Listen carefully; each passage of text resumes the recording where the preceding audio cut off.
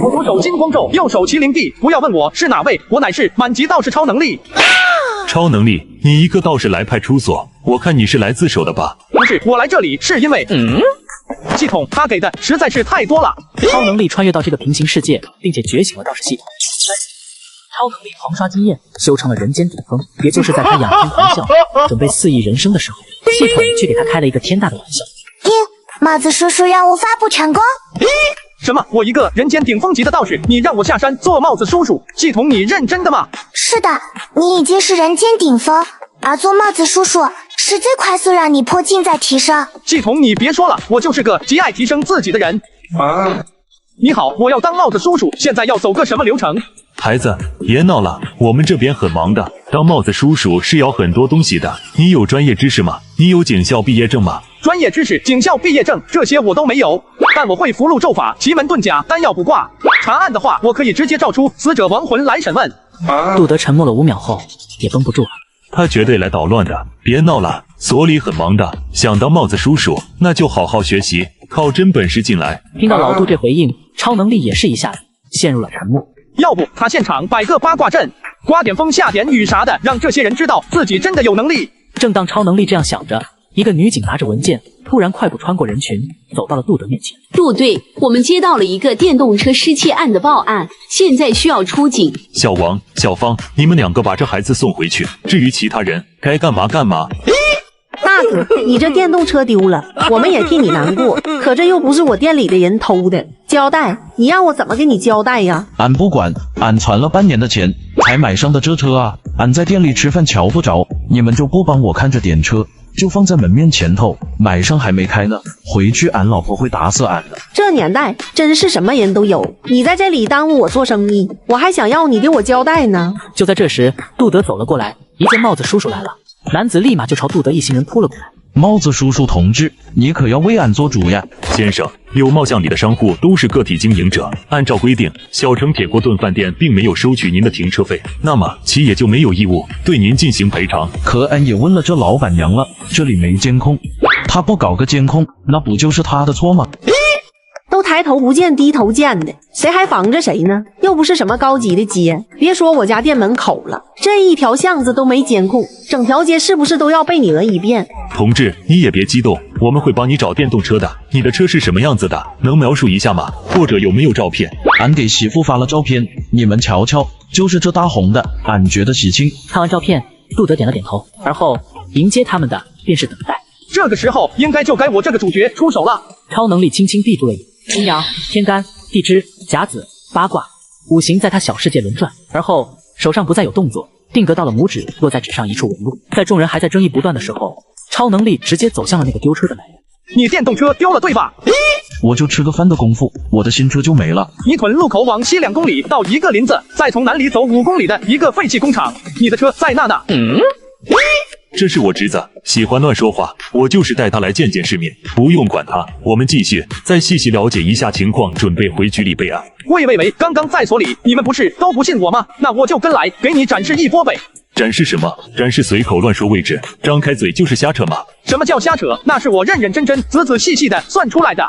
这是在正儿八经处理案子，你算的？你凭什么算的？有没有一种可能，我是一个道士？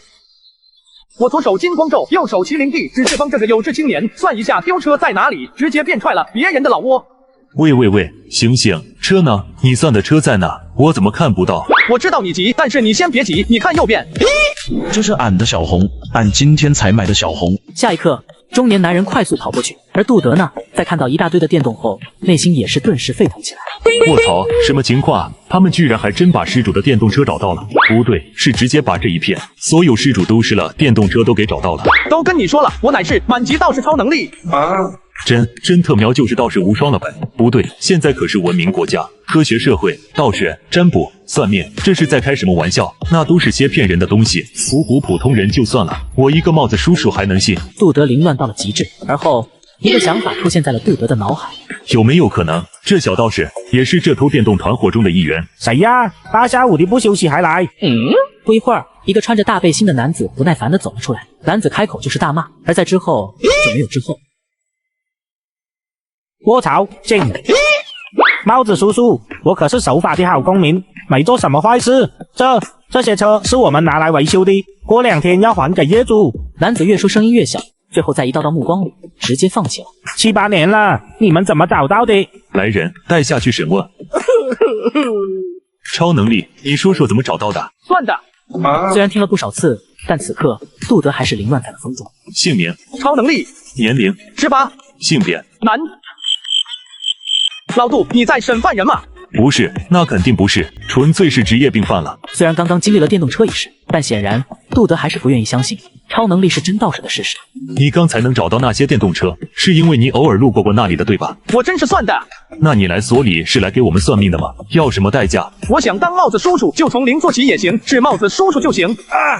杜队、陈队他们来接手这边了，我们回市里说又有个案子得您亲自去。这里的失窃案估计是凑巧。既然这样，不管是什么原因，你找到了这个小偷窝点，我们很感谢你。你不是说自己有能耐，那就跟着我去下一个案子再算一算。好。朝义街32号，站在门外，大家都在静心着等待。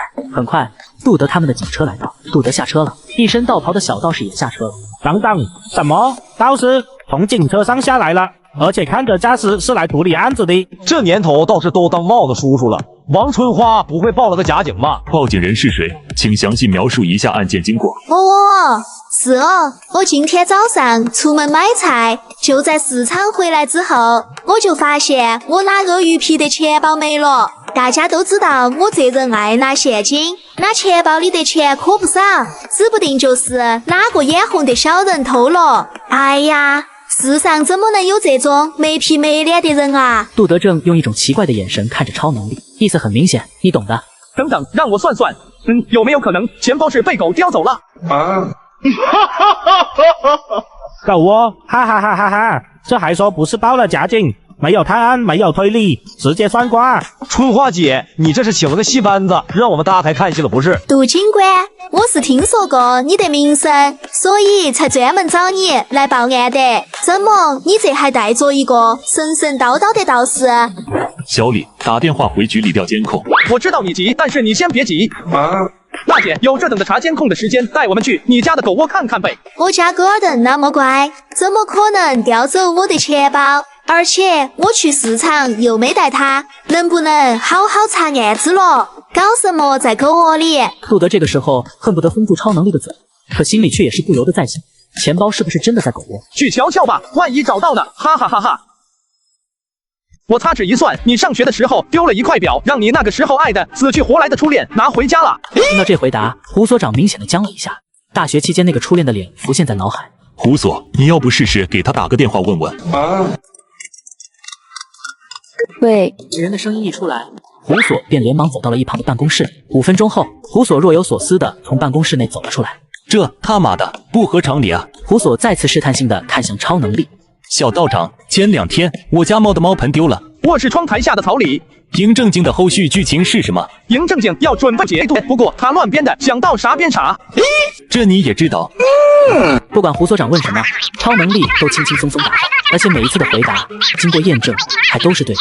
胡所陷入了沉默，现在其整个人就很没错，他已经怀疑人生了。自己现在生活的地方真的是法治科学社会。10秒之后，其拉着杜德到了另一间屋子。这小子，你从哪儿找来的？他自己走来所里的，说要当帽子叔叔。不是，他这么厉害个道士，为什么要来当帽子叔叔啊？可能是想帮助民众，为民除害。能力越大，责任越大。老杜，你说的好有道理，我竟无法反驳。那现在所长，咱们该给他怎么个回应？要不就先让他跟着你吧。可以，那就让他以辅警的身份先跟着我。还有时间在局里查查他的信息吧。一个大活人，总不至于从石头缝里蹦出来。此刻的超能力在笑，殊不知到了超能力这种地步，只要他想听，你隔一栋大楼都没有。查信息，我是直接身穿到这方世界的，这个世界根本就没有我的信息，再查又能查出个什么来呢？不过根据2人刚才的聊天来看，自己这波应该是能成为帽子叔叔了。恭喜宿主成功成为帽子叔叔，系统第2阶段正式开启。只要宿主接下来从零开始处理案件，为民解决问题，就可获得神术点。神术点可以用来继续提升宿主的各项能力。神术点获得的具体点数，按照解决案件后民众的反馈来算。民众越开心，越感谢，得到的神术点也就会越多。每个月系统还会给宿主发放成就任务，完成任务也可获得大量神术点。当月任务为至少100名民众找到他们丢失或被偷窃的物品。系统这边都播报了，那自己身份的事儿也是彻彻底底落实了。超能力，我们刚才仔细的讨论了一下，觉得你既然有帮助民众的这个心，那我们就该满足你。最开始，你先跟着杜德做一名辅警，不过不用担心，这只是暂时的。以你这神通，以后晋升，很容易的。走到超能力面前后，胡索拍了拍超能力的肩膀，而后跟杜德笑了笑，胡索便先行离开了所里。以后咱们2个一起出任务。今天也折腾了一天，累了吧？你家在哪？我让小李送你回去。送就不用送了，我还没确定好住的地方。还没有确定好住的地方？你是一个人来这边的吗？家人呢？我没有家人。那你之前是住哪的？那边的一个野山，我自己搭的棚子。你平时吃什么？用什么？林子里的野味，野果不错。你身上的道袍呢？遇到一个挺厉害的师傅，他给我的，不过现在已经死了。杜德一直问，超能力也有一搭没一搭的应着，而后问完一大堆，杜德也是直接陷入了沉默。算了，你也别去找什么新的房子了，这2天就先去我家里住着吧。他是不是误会了点什么？我掐指一算，兄弟，你肯定有事找帽子叔叔。沈浪，超到场，今天我专门点了你。又是你，钱三，你的电动车不是找着了吗？又出啥事了？帽子叔叔，这次不是俺的事儿，那边那个人钱包没了，非说是在俺旧店里没的，一直在这闹。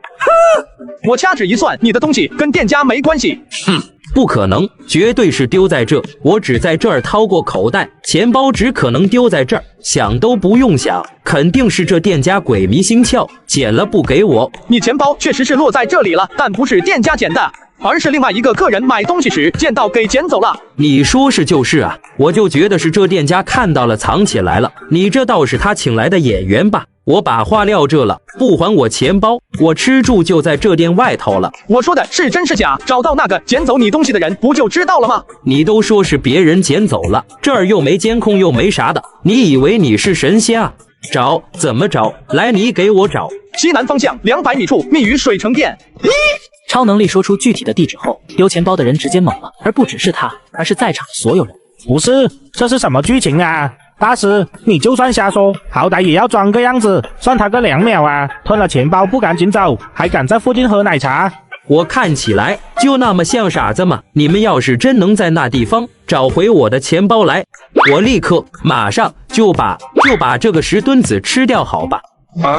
别，这赌注太过激了，我怕你吃了消化不了。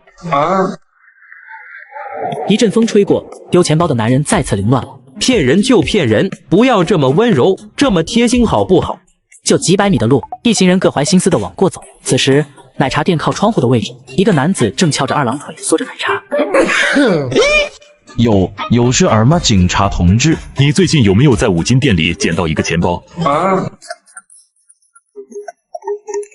没啊，我可是遵纪守法的好公民，捡到东西会交给帽子叔叔的。看吧，找错人了吧？果然信了这个小道士的鬼话，是有那个大病。真没捡到过。夹克男一脸真诚，还想再装，但这时超能力已经是不给他机会了。钱包还在你裤兜里，要给你掏一下吗？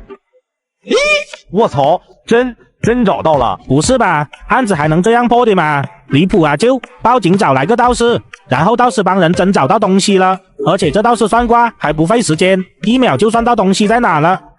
大师，别叫大师，叫我帽子叔叔。这特喵的什么鬼呀？自己到底是怎么被抓住的啊？都在搞毛啊！我不是小偷啊，就是今天顺手捡的。警察同志，我错了啊！我再也不敢鬼迷心窍，拿上东西直接跑了啊！知道你不是偷的，但你吞人钱包这行为也不对。小李，开车回所。一件平时很麻烦的案子，现在瞬间就被解决，杜德便也就带着超能力收了案。这年头道士都出来当帽子叔叔，那帽子叔叔是不是准备去修仙了？我只是算了，你未来的老婆在哪里？隔天派出所周围就已经是人山人海。你好，这里是缙鱼街派出所，请问有什么需要帮助的吗？没事，我们是来找超警官的。他在这。不是我这么牛，但这消息也传的实在是太快了吧！上午解决完一个案子，下午就直接成这样了。于是超能力这才刚来，便也就直接成为了全场的中心。我天，还真有道士，这不难道是唬人的噱头？我也觉得是唬人，我来就是来看看热闹的。但有一说一，这小道士确实是有些高人的那味道啊！大家不要乱，一个一个来。在老杜费力的维持下，现场终于变得没有那么的乱，只是这支队伍有点长的离谱。超能力，你这能行吗？放心了，人越多才越好。超能力却是直接露出了微笑。作为人间顶峰，超能力想再晋升，就得各种帮助民众。现在人多，对他而言反而是一件好事儿。好了，开始吧。超叔叔，我的鼠标找不到了。你收拾冬天褥子的时候卷到被子里了。小姑娘本以为超能力要算半天，没想到一切竟然这么快，所以一下子整个人是猛了起来。随后走的时候也是一步三回头，每次扭头都是又猛又不解看超能力。我电动车的备用钥匙前些日子整丢了，自我床下第2个格子里的蓝包里。这么快，这大师都不需要算一下的吗？去找找就知道了。继续下一个人。大师啊，嬴政经后续的剧情是什么？我正看得精彩的就没了。这个简单，郑哥准备要统一蓝星了。终于在超能力秒回消息后，终于有人忍不住了。什么道士帽子叔叔，我看你就是个骗子。帽子叔叔同志，这不会是你们搞的防诈测试吧？为的就是看我们会不会上当。看着这些闹腾的民众，杜德也是顿时头疼无，但超能力却是一点不慌，坐在椅子上甚至还笑了起来。超能力，你怎么还在笑呢？我笑某些人闹的时间太不对啊。确实不对，我早就该闹了，而不是浪费上一段时间才闹。装神弄鬼的，还我！5、4、3、2、1，倒计时结束了，又能怎么着呢？你该是骗子！现在5秒过完，你依旧是骗子。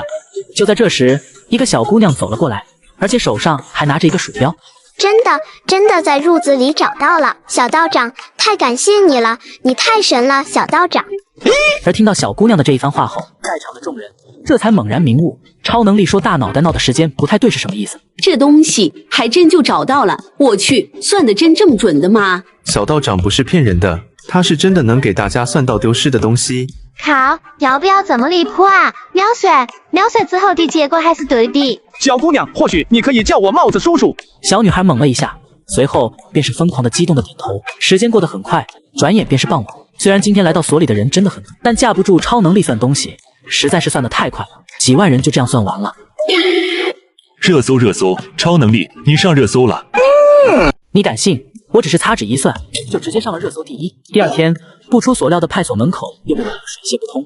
今天来的民众得是昨天的5倍了吧？而且不只是丢掉东西的人，还有很多的记者以及主播。你好，我是龙城日报的记者。昨天热搜上的内容到底是真实还是作秀？你真的会法术吗？请问你一个道士，究竟是因为什么才会想到来做帽子叔叔的呢？我叫超能力，是一名道士，和你们想的一样，我现在成为了一名帽子叔叔。至于最后，身为一个道士，我为什么要下山来做帽子叔叔？可能是因为我觉得能力越大，责任也就该越大。能力越大，责任就该越大。超能力才刚开口，周围的记者们便全都沉默住。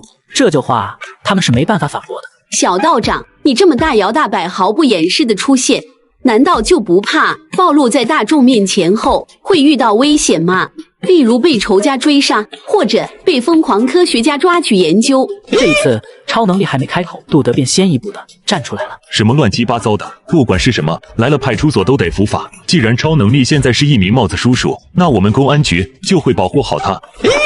仇家寻仇什么的，这个不可能出现，因为我基本没仇家，最多也就是现在当了帽子叔叔会得罪一些罪犯，被他们盯上。不过如果他们真敢来的话，我会让他们全部后悔的。瞬间，记者又亚麻呆住了，随即又阿巴阿巴的问：超能力还在不停的打，这种你问我答的环节足足持续了10分钟。帽子叔叔办公，散了。所长办公室，胡所的身边坐着一个戴着金丝眼镜的男人。超能力他们昨天的动静实在是闹得太大了，所以现在上面也是直接派下人来查看情况了。小同志你好，我姓李，你可以叫我李书记。我听说你是一个能会算卦补命的小道士。是的，我是一名道士。那个小同志，我妹妹结婚时戴的金项链，前2年被人当街抢走了。项链现在在离县的一家金店里，正好小偷也在那里。听完超能力的话后，李书记立刻便出去打起了电话。而后大概过了10分钟，这一次李书记看超能力的眼神已经完全不同了。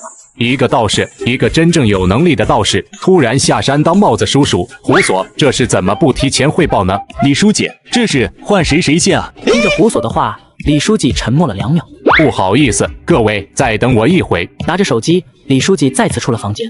喂，朱局长，喂，张市长。一番电话打完，李书记这才缓缓的又走了回来。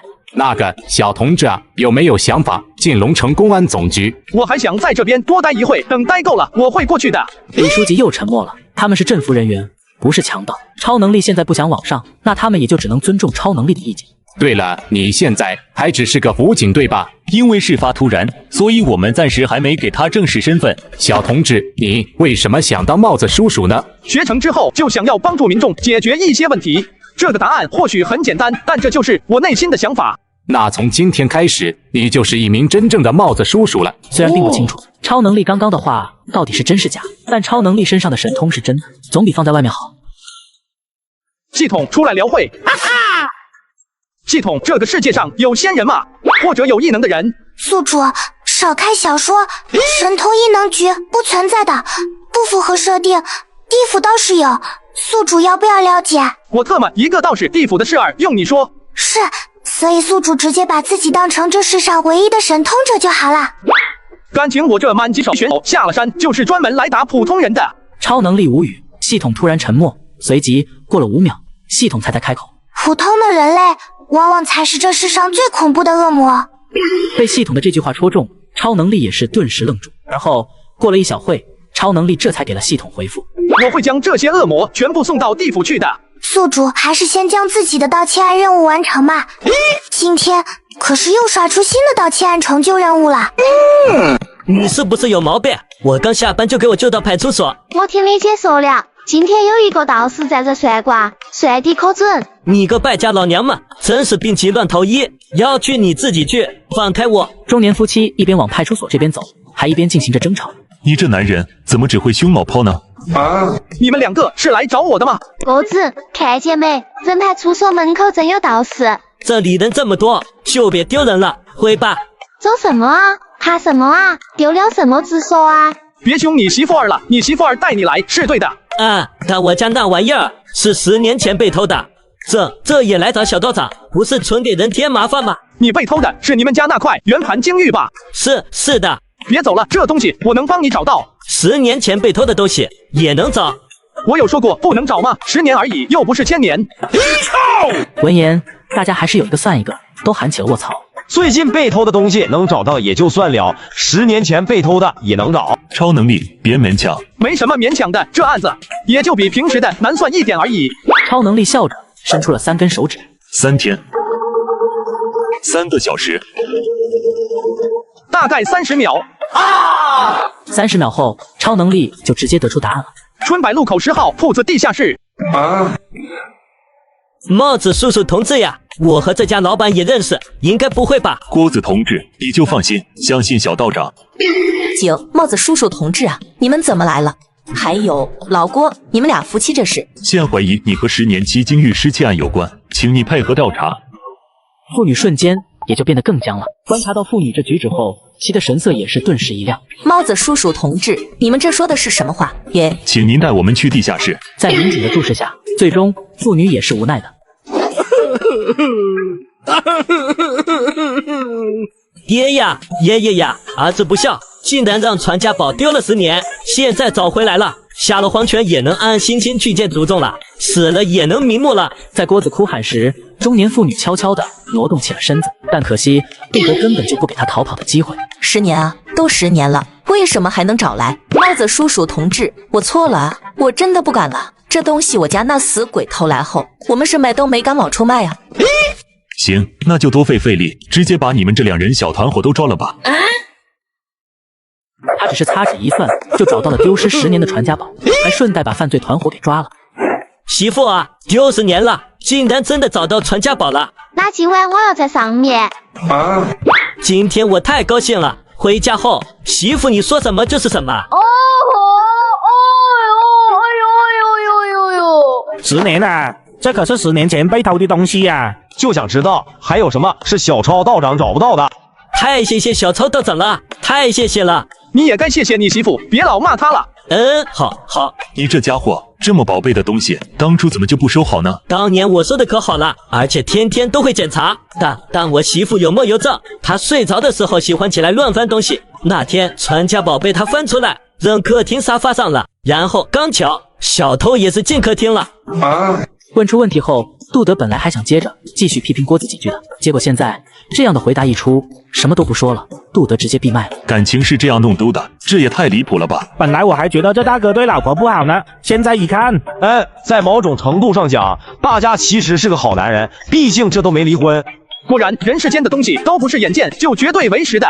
第二天就跟你想的一样，超能力又上热搜榜上了，更是直接就出现了热搜前10 5条的盛况。卧槽，这小道士怎么厉害的嘛？到现在我还是没办法接受，这世界上真有道法这件事啊！比起这个，我更不能接受的还是道士下山做帽子叔叔。道士做帽子叔叔，真有能力的道士做帽子叔叔，这罪犯们还能活？超能力这2天的表现，实在是给大夏带来了太大的轰动，轰动了普通民众，同时也轰动了整个大夏。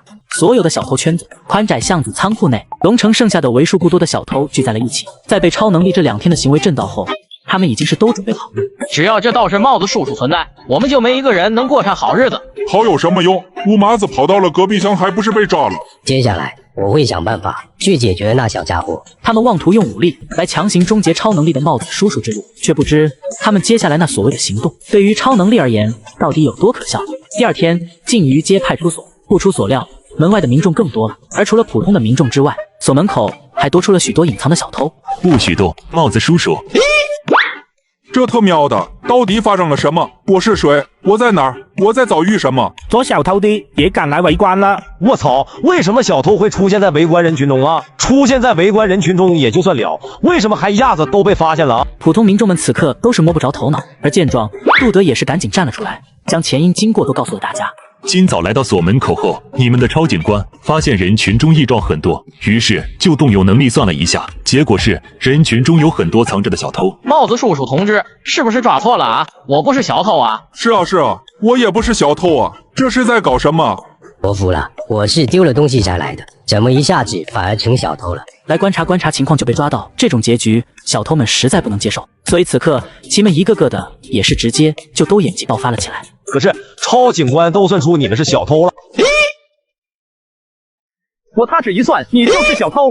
他说我们是小偷，我们就是小偷。那他说你们是小偷，你们是不是也必须是小偷了？你们是不是真小偷？配合我们帽子叔叔调查一下就好了。超能力看起了各个小偷的面相，而后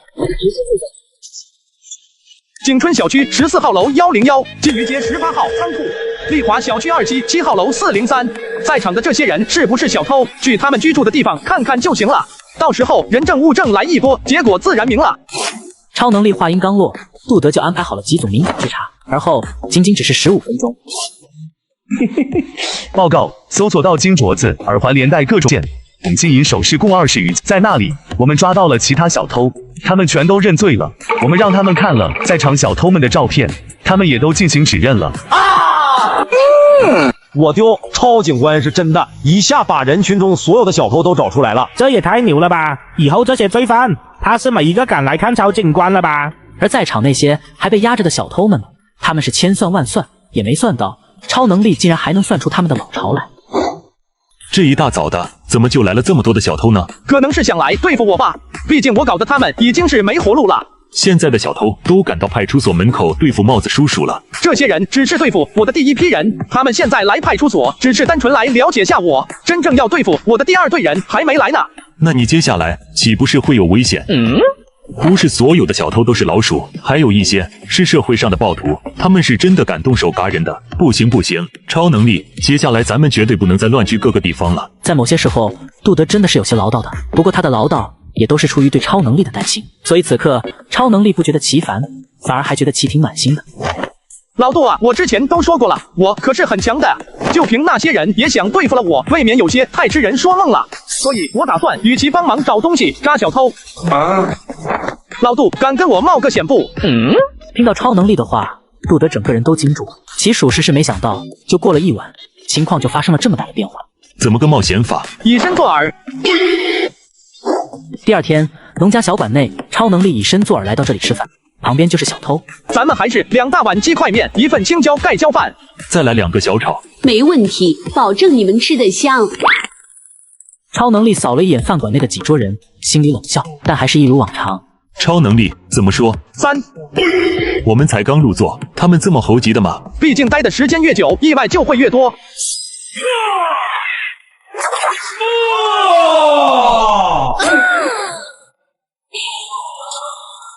超能力既然来了，那就全都留下吧。这是隔山打牛。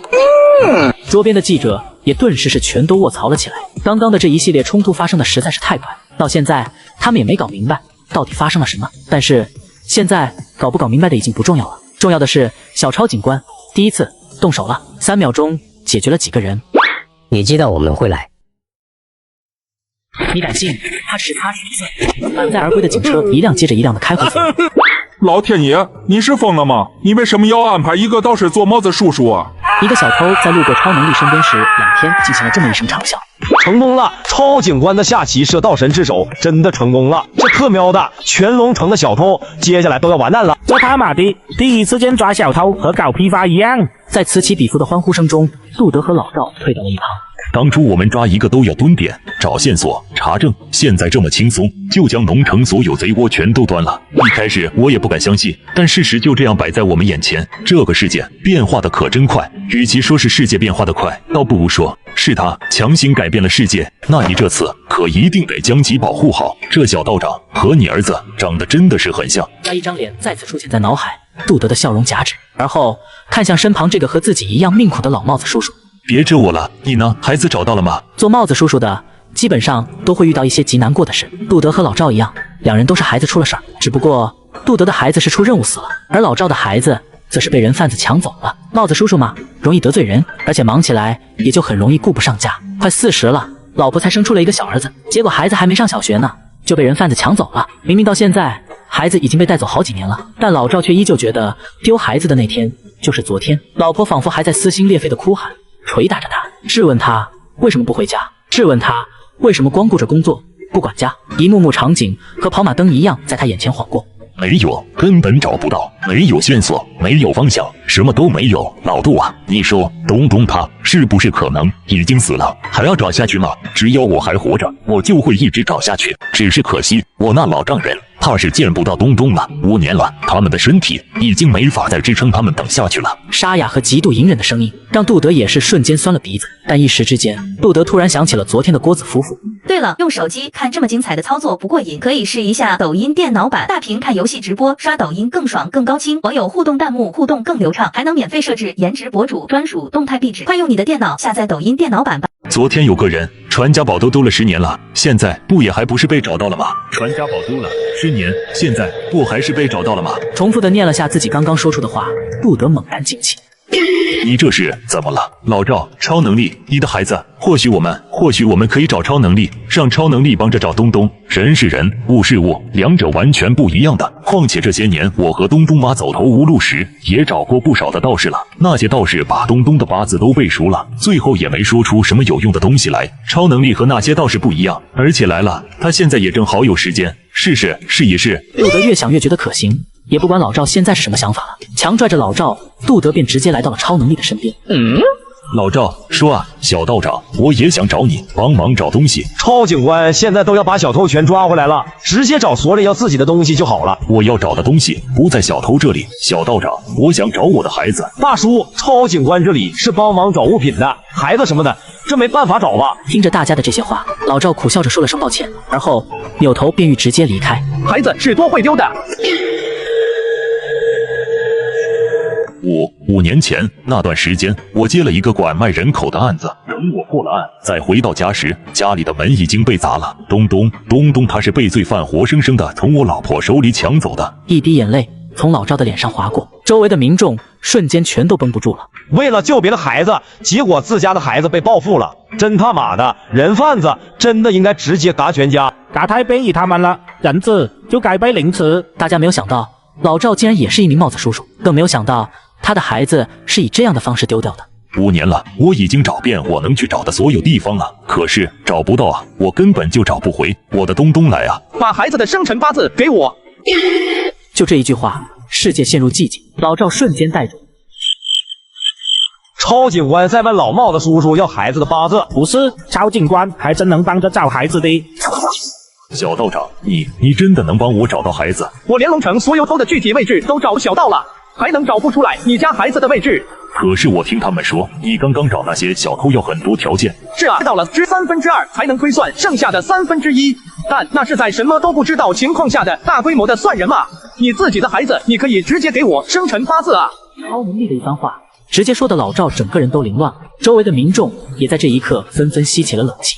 好像是这么一回事哈。刚刚超能力算人，算的是全城所有的小偷，并且小偷的所有信息他都不知道，所以才会出现那么多的前行条件。现在老赵找孩子可以直接给超能力八字啊，生辰八字真的有用吗？放别的倒是那8成是没用，但放我这儿那就是能做一切事的钥匙。好了，把八字给我。听着超能力的话，老赵点了点，然后也是赶紧就将孩子的八字给超能力。看完孩子的八字，超能力闭上了，老赵更是连呼吸都有些不敢呼吸。1分钟后，瓦庄县石岗村里姓黄的一户人家。什么？你孩子的位置？小道长，这才1分钟，你就已经都有八字了，再耗时间，那我未免也太废了。超能力的嘴角泛起淡淡的微笑。有头过，超能力直接看向了一旁的杜德。现在的杜德对超能力的信任是100%，所以此刻想都禁于街派出所。在杜德说明情况之后，瓦庄县的帽子叔叔们立刻就出了警。时间一点一点的流逝，天色渐晚，所有的民众都想知道超能力是否能真的找到孩子，所以派出所外直到现在也没有一个人离开。大概又过了10分钟，东东找到了。世界在这一刻再次暂停。老赵颤颤巍巍地站起了身，而是极致的空洞和无措。见老赵麻木地站着，杜德又轻声重复了一遍。瓦庄县那边找到了小东，孩子是叫小东，赵明东对吗？这我们现在也不知道。孩子怕生，在这里也不怎么说话，要不用个飞信，咱们开个视频看看。老赵先是一愣，而后疯狂地便点起了头。东东已经丢了5年，但哪怕是过去再多年，老赵也绝对能认出自己的孩子来。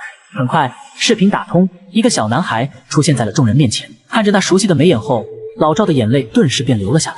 老赵想要开口说话，但张开嘴后，却发现此刻自己已经发不出声音。赶集倒是直接擦着就找到了丢失5年的孩子。满载而归的警车一辆接着一辆的开回所里，人贩子一个个哭得喊再也不敢了。该死的人贩子，你们为什么要这样？你们知道那些孩子的爸爸妈妈是怎么过的吗？你们知道吗？该死的人贩子，我要让帽子叔叔诛你们9族。大师，谢谢你帮我找回了东东。你要什么？只要是我有的，我都给你，哪怕是下辈子当牛做马，我老赵也愿意。说实话，他的这操作把超能力也是给吓到了。如果我是以道士的身份帮的你，那你确实需要付出代价。但现在我是一名帽子叔叔，帽子叔叔帮助民主是不求回报的。说出这番话，超能力是想要去安抚老赵的，但是让他怎么也没想到的是，站在其身后的杜德等人还顿时都跟着泪奔。帽子叔叔帮助民众不求回报，这句话真的是戳到所有民警心里了。感谢所有帮助民众的帽子叔叔，感谢在世的神仙超警官，感谢所有帮助民众的帽子叔叔，感谢在世的神仙超警官。听着这些呐喊，杜德和超能力的脸上都是出现了笑容。老赵，孩子找到了，你不赶紧给嫂子打个电话？老赵微微一愣之后，猛地就抬起了脑袋，然后拿出手机，其也是连忙就拨打起了号码。玉兰，东东，我们的东东找到了。对着手机，老赵激动无比的开了口，电话那边没有传来回复，只传来扑通的一声。这位家属，来人啊！这位家属突然晕倒了。抱歉，老杜，我得赶紧先去一趟医院了。虽然老赵是因为老婆晕倒的，但大家此刻却一点都不觉得悲伤，因为所有人都知道老赵的老婆是激动晕的。晚上8点之前，互联网上大家热议的内容全部都是超能力的太极拳法和天地气派，而那些孩子被拐走的人们呢，在看到今晚的各个帖子后，也是直接就全都激动到浑身发颤，连夜坐上了前往龙城的车。龙城各所的所长都是被从被窝里叫起，然后强行被喊到了总局。在总局内，大家不仅见到了龙城公安总局长，还见到了长相极为温和的龙城市长。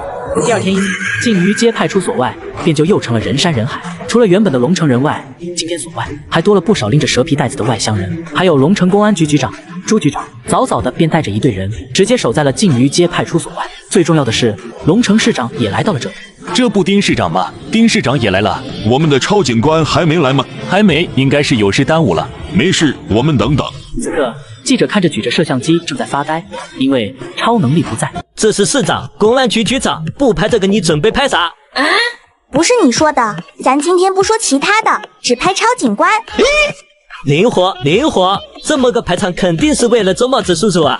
你多拍点他们，这不更能凸显咱超警官的厉害吗？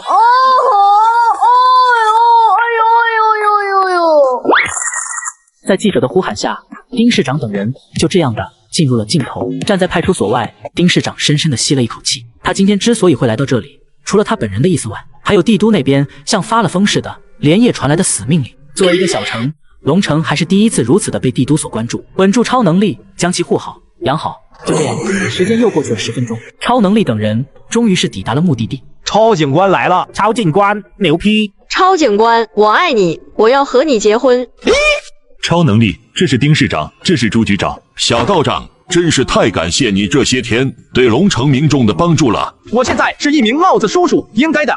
其实到现在还是有些不理解，小道长这么厉害的人，为什么要下山来做帽子叔叔？真山悟道，一朝有为，学成之后就想帮着人们做点事，毕竟能力越大，责任越大。沾染这么多的尘世因果，小道长你必然也是会遭受许多反噬的吧？有时候不需要强撑，该休息休息，该结束结束，不行了就不做了，千万不要硬来什么的。听到这里，免不了有人唏嘘，但超能力却是直接微笑着。放心，我哪怕沾染尘世再多因果也没事儿。咦，为什么？电视里都是骗人的，不过有反噬这事说的也没错，沾染太多尘世因果确实是会影响自己。到这里，众人瞪大了眼睛，尤其是希望超能力能帮自己找到孩子的父母，这下连大气都不敢出。空气突然安静了起来。但我不会。为什么？因为我是这个世界上最厉害的道士。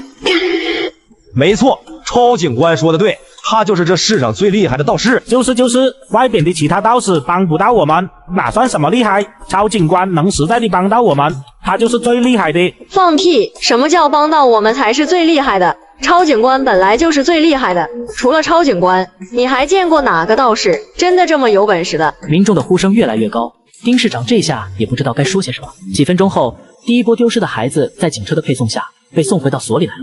一位年轻女警牵着一个孩子，孩子10岁出头，长得不高，很瘦。看到小男孩的一瞬间，老赵妻子便紧紧地捂着自己的嘴，不受控制地落下了眼泪。她像泥塑木雕一样一动也不动，仿佛儿子在她的心肠上面系了一条绳索，走一步牵扯一下，牵得她心肠阵阵作痛。那熟悉的眉眼不是她的东东，又能是谁呢？只是她的东东好像没被照顾好啊。刚出的那个小胖子怎么现在变得皮包骨头了？东东，我弟东东，我是妈妈，我是妈妈啊。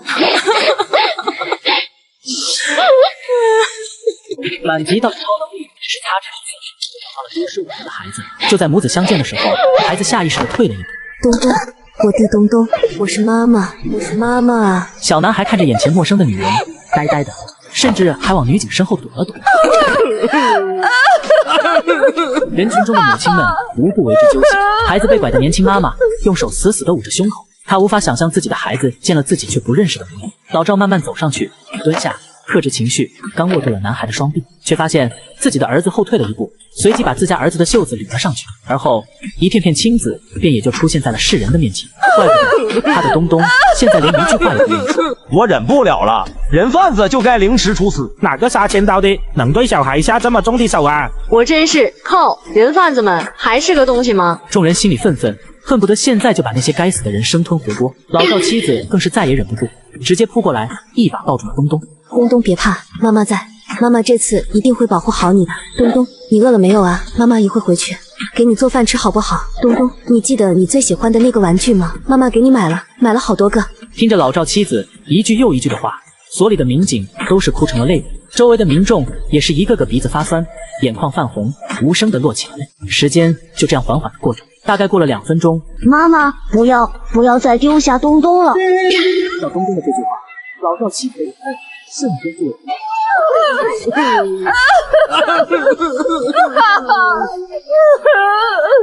看着幸福的一家3口再度团圆，幸福的离去。派出所外的民众已经是都哭得不成样子，而在感动之余，也是让那些专门前来寻求的帮助的家庭有一个算一个，全都升起了重新找回孩子的希望。大师，你能帮他们找回孩子？求求你也帮帮我吧！我的女儿也被人贩子拐走了，求求你也帮我找找女儿吧。把你孩子的生辰八字给我。大师，这儿孩子的八字我已经提前准备好了。中年妇女颤颤地将其孩子的八字给了超能力，接下这八字，超能力也不迟疑，闭上眼睛直接开算。1分钟后，缓缓的，超能力睁开了眼睛。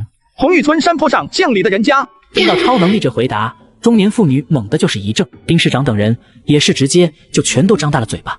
这就算完了，就这么的简单。联系负责那片区域的派出所。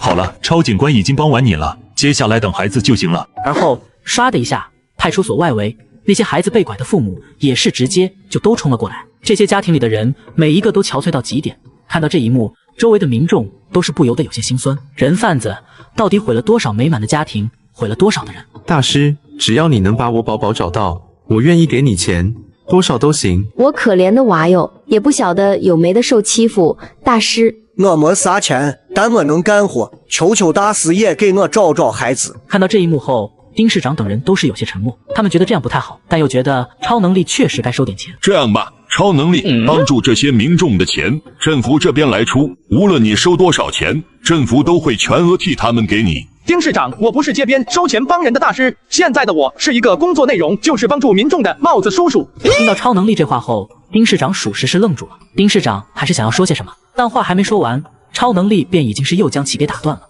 钱这个东西我根本不在乎，我对钱没什么兴趣。想要钱的话，我随便帮几个富豪，直接一拿就是几个亿，甚至于我还能点石成金，直接自己给自己造钱。超能力说的都是实话，钱这东西它真的是要多少有多少，但现在不过都是一堆白纸罢了。一位极厉害的神仙在凡间帮助了凡人，还要凡人拿出一定的物质来充当报酬，那只能说这个神仙根本也就算不上神仙。如果硬要回报的话，现在反而是民众们纯粹的感激对他更不容易，毕竟大家的感激最终都可以转换为积分，让超能力疯狂在提升。就这样一直算到下午，直到超能力将今天来到的所有家庭都帮完。看着坐在的超能力，丁市长沉默了2秒，而后什么都没说，对着超能力，丁市长直接深深的鞠了一躬。看着丁市长的这一鞠躬，全场顿时就安静了下来。而后在场所有的领导、警员也是无声的就都立在了丁市长身后，跟着丁市长一起朝着超能力鞠躬。立在各处的民众看着这一局面，整个靖鱼街所有的人竟都是对着超能力鞠起了躬。这里的鞠躬不仅仅是因为超能力帮助了他们，更是因为超能力不图名利，单纯为助人而助人的品质。我只想多帮一些人，再多帮一些人。龙城镇府、龙城公安总局将协助你到底。满级靠着超能力插手就找到了被拐卖的孩子。帽子叔叔动用全部警车前往探查，直到晚上，所有人都盯着这一通电话。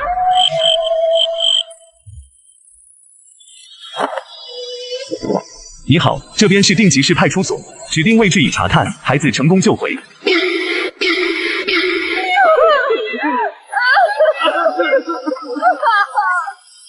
我的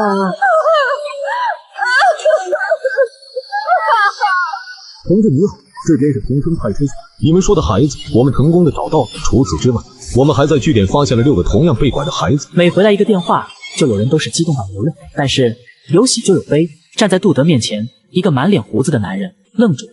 被拐走的孩子很多，有的孩子可能只是受了点伤，但有的孩子却是被折磨的已经离开了人世。帽子叔叔，你是骗我的对不对？对不起，我们已经尽力了。刹那间，男人头发直接变成了白色了，瞬间苍老了几岁。他是一边像个孩子一样撕心裂肺的哭，一边耗尽所有力气的向着超能力所在的位置爬。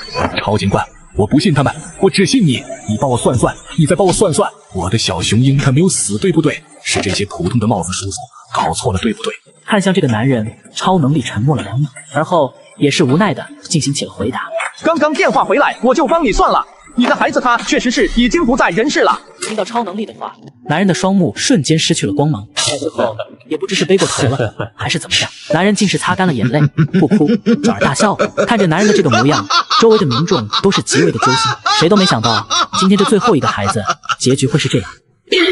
不好，不好了，部队，那没了孩子的男人要跳河。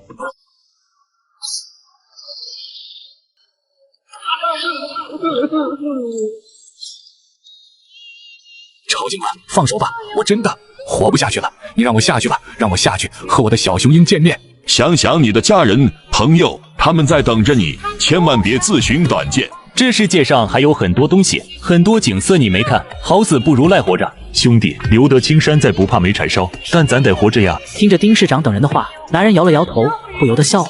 好死不如赖活着，我的小雄鹰都死了，我赖活着又有什么意思呢？也是只看不一定的呀。你不会真的觉得你也死了就能见到你孩子了吧？现不到底如何？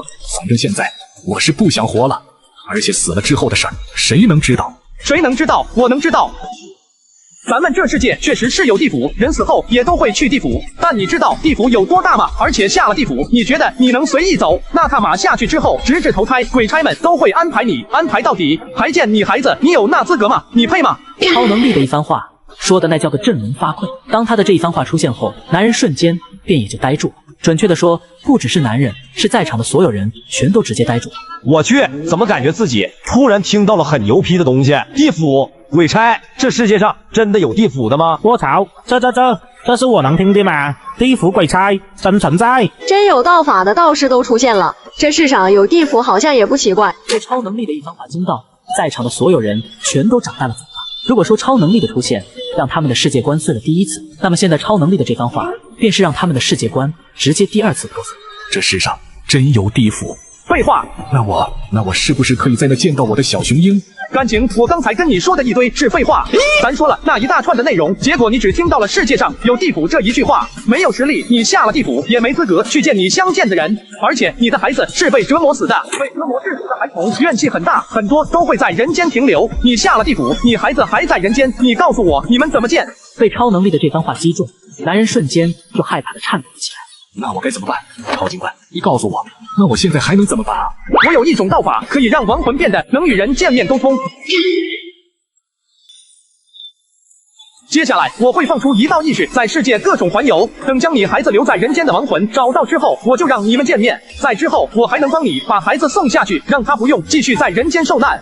真的可以吗？小道长，求你了，别骗我。现在的我是一名帽子叔叔，我们做帽子叔叔的不会骗人。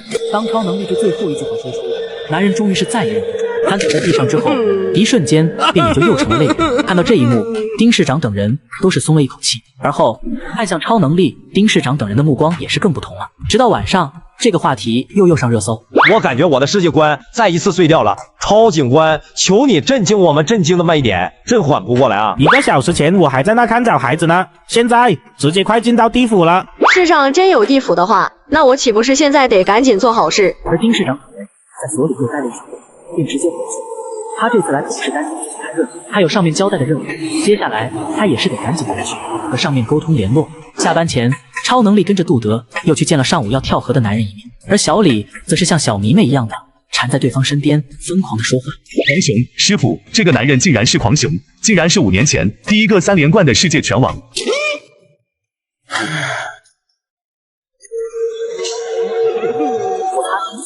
告诉这个糟蹋男人可以帮他找到孩子，却意料发现他竟然是3连冠的世界拳王，是在最辉煌的时候，孩子被拐走，选择了退。可恶的人贩子！我身为帽子叔叔，绝不放过他们。我说的。就在这时，杜德的女儿突然走了过来。爸，你们记得妙妙吗？总和你一起上下学的那个小姑娘。是的，我今天才知道她4了。听说她是在学校里面自己领盒饭了，都高3了，马上就可以上大学了。我记得小时候她还说过自己想当医生，为什么呢？为什么这么突然的就走了呢？听完杜希月的这番话，杜德都不知道该说些什么。现在的孩子压力太大了，西西，你如果心态上出现什么问题，千万要说。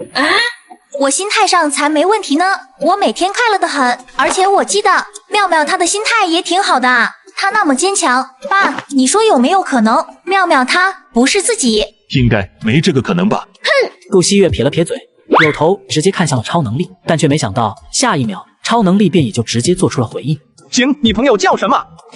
我还没说他就知道了，他真的能算，叫七妙，我的小学同学，但我不知道他的八字。没事儿，这个我用你做桥梁，直接就能算过去。而后超能力闭上了眼睛，便也就都静静的等待了起来。3分钟后，超能力睁开了眼睛，但眉头却是皱了起来。你同学他不是自己领盒饭的。什么情况？这个奇妙还真的就不是自己领盒饭的，那是谁嘎的他？你朋友在的学校是北城中学对吧？我看到那个方向有一股很大的怨气。超哥，你的意思是我的朋友被人害死后怨气冲天，现在已经化为鬼魂，准备报复人类了。电视剧照看，在这方世界，鬼没那么厉害。于是超能力直接霹雳打来，阿巴阿巴的讲述起了其对这方世界的了解。在某些世界里，鬼魂确实是满天飞，而且每个都很强。但在这里，鬼魂完完全全就是弱鸡到不能再弱鸡的存在。你的朋友也不是因为怨气过重才留下的，他只是单纯的因为怕。其活着的时候很有可能遭受过校园暴力，而且那些对他进行校园暴力的人很有可能将其关在过一些地方，不让其离开。这种暴力让他死后都在害怕，依旧不敢去违反那些规定，怕再挨打，然后最终才化为了怨鬼，留在了人间，没有被鬼差带走。超能力的一番话很长，但想了一小会后，大家便也就搞懂了所有。七妙不是自己领盒饭的，是被校园暴力，学校里的一些人欺负死，而且欺负死也就算了。死了之后，七妙还因为害怕，一直被困了他活着时被困过的地方。所以，妙妙这个孩子现在是连死后都没办法解脱，一遍遍的，依旧还在遭受着恐惧和折磨，对吗？杜德身旁，杜希月的眼眶瞬间就红了。可以这么理解。杜希月死死地捂住自己的嘴，不让自己。那我们现在怎么做才能救他？抓到所有害死他的人，让他知道欺负他的人已经都不在了，而后他也就能不再害怕被鬼差带下地府了。乱七八糟扯上一大堆，其实最终的关键也就一句话，那就是要救七妙，就必须要将案子重新真正的解决。爸，超能力，你们帮帮七妙吧。这样吧，明天我先将这事儿报到总局，然后看总局那边什么回应。OK 了的话，那我们就去和当初负责这案子的所交接，然后联系一下刑警大队那边。你老爱走这么步骤，流程等你走完都什么时候了？听到杜希月的这话，杜德也是很无奈。那我能怎么办？我总不能啥都不弄，直接跑到别的辖区进人的地盘去办事儿吧？而且真要是他嘎的话，我这民警的身份也没资格查。联系刑警大队那边和他们沟通，这些步骤流程都是必须的。第二天大清早，超能力和杜德就来到了北城中学校门口，只是两人还是什么流程都没搞就来了。原因嘛，也简单，只因为超能力的一番话。七妙被校园霸凌了那么久，身上肯定都是伤痕，但就算这样，负责这案子的所都没查出什么来。老杜啊，你猜猜这是因为什么呢？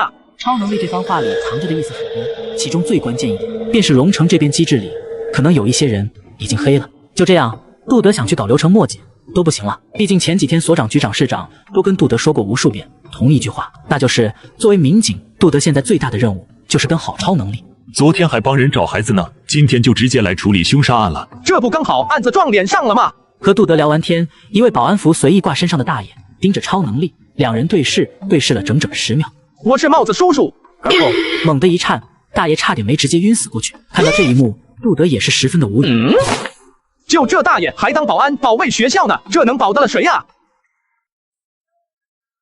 我擦指一算，当着副校长的面说出你们学校包庇校园霸凌，怀疑前2天学校里的7秒死者是被人杀害，现在要求进入学校进行查案。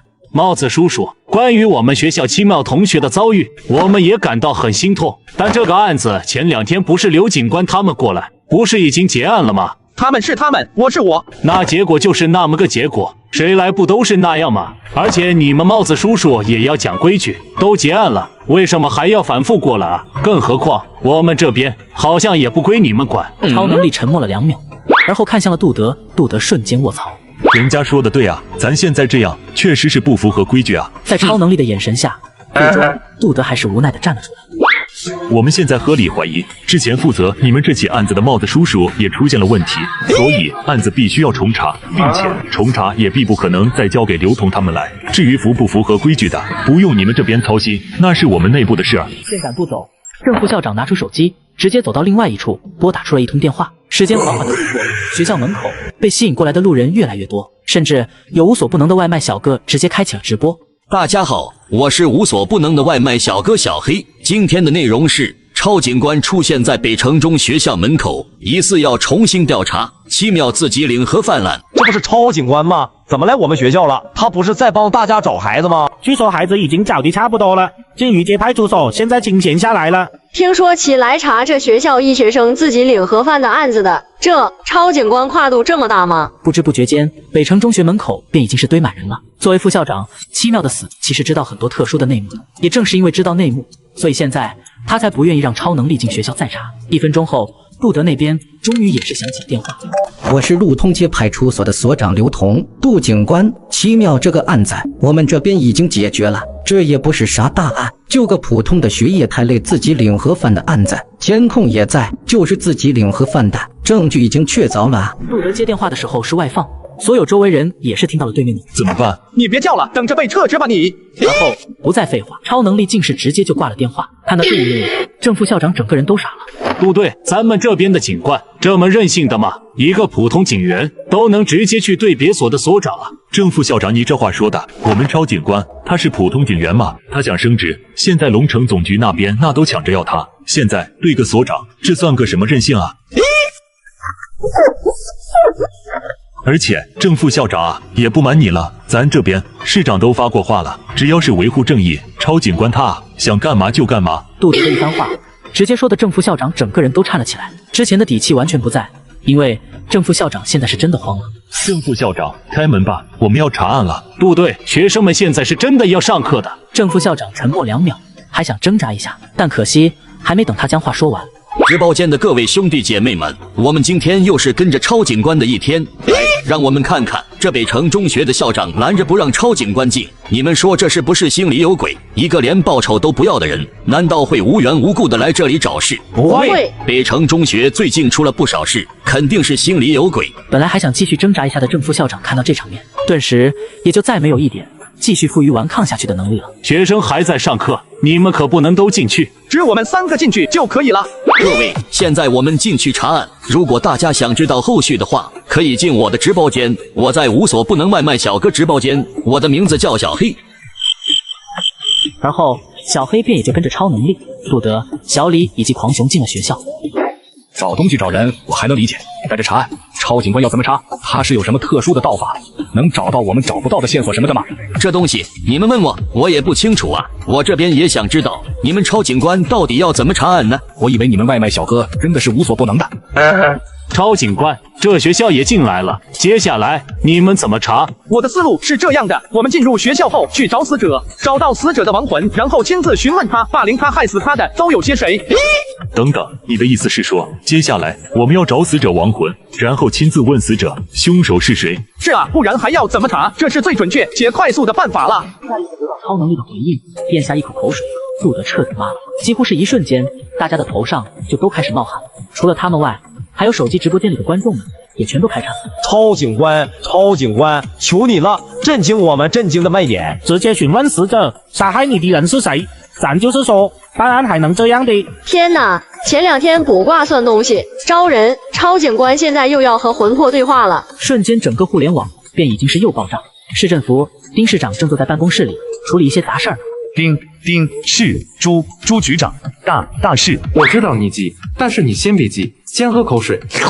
丁市朱局长，那倒是帽子叔叔到北城中学处理奇妙案了，要直接寻找死者，问死者凶手是谁。找出死者亡魂，当面询问死者是谁害死的他。不是咱们做帽子叔叔的还能这个样子办案的吗？你要是真能这样办案，我们2个不是整个大厦所有的帽子叔叔，所有的镇服人员可就都不困了啊。网上一片沸腾，而超能力等人慢慢的已经来到了奇妙的教室。所有的学生看到超能力等人都是特别的激动，路过他都看过面相了，虽然个个都是2代，但人却都不坏。在正副校长的带领下，众人终于是来到奇妙的班级。几人刚走到教室门口，一阵刺鼻的烟味就飘来。说了多少次教室不能抽烟，这可是直播，全国都在看。先不说奇妙的事情，这种样子出现在大众视野里，这对学校的形象可是很不利的。哈哈哈哈！郑老头，今天怎么想起来在我们一班管人？教室里的学生听到正副校长的话，咧嘴就是一笑。不过笑着笑着，他便也就笑不出来了，因为超能力和杜德等人全都走进教室。和外面不同，这里的学生看到超能力的第一反应不是激动，而是集体性的身体一僵，这反应就非常值得考究了。杜德瞬间严肃了起来。现在这些人看到超能力后反应竟是这样，懂得已经是都开始懂了。你们学校里的人都挺厉害的，人死了都还敢继续待在这教室，尤其是这位奇妙原本的同桌，现在竟然还敢在其位置旁边坐。超能力视线停留在了一旁的学生身上，那学生被超能力盯住之后，神情也是瞬间就超警官，你到底想说什么？我想说什么，你自己不知道吗？我不知道。超能力笑了笑，伸手摸向了大背头学生的桌下，一把小刀就这样被超能力拿了出来。我操，这学生桌子下面竟然有……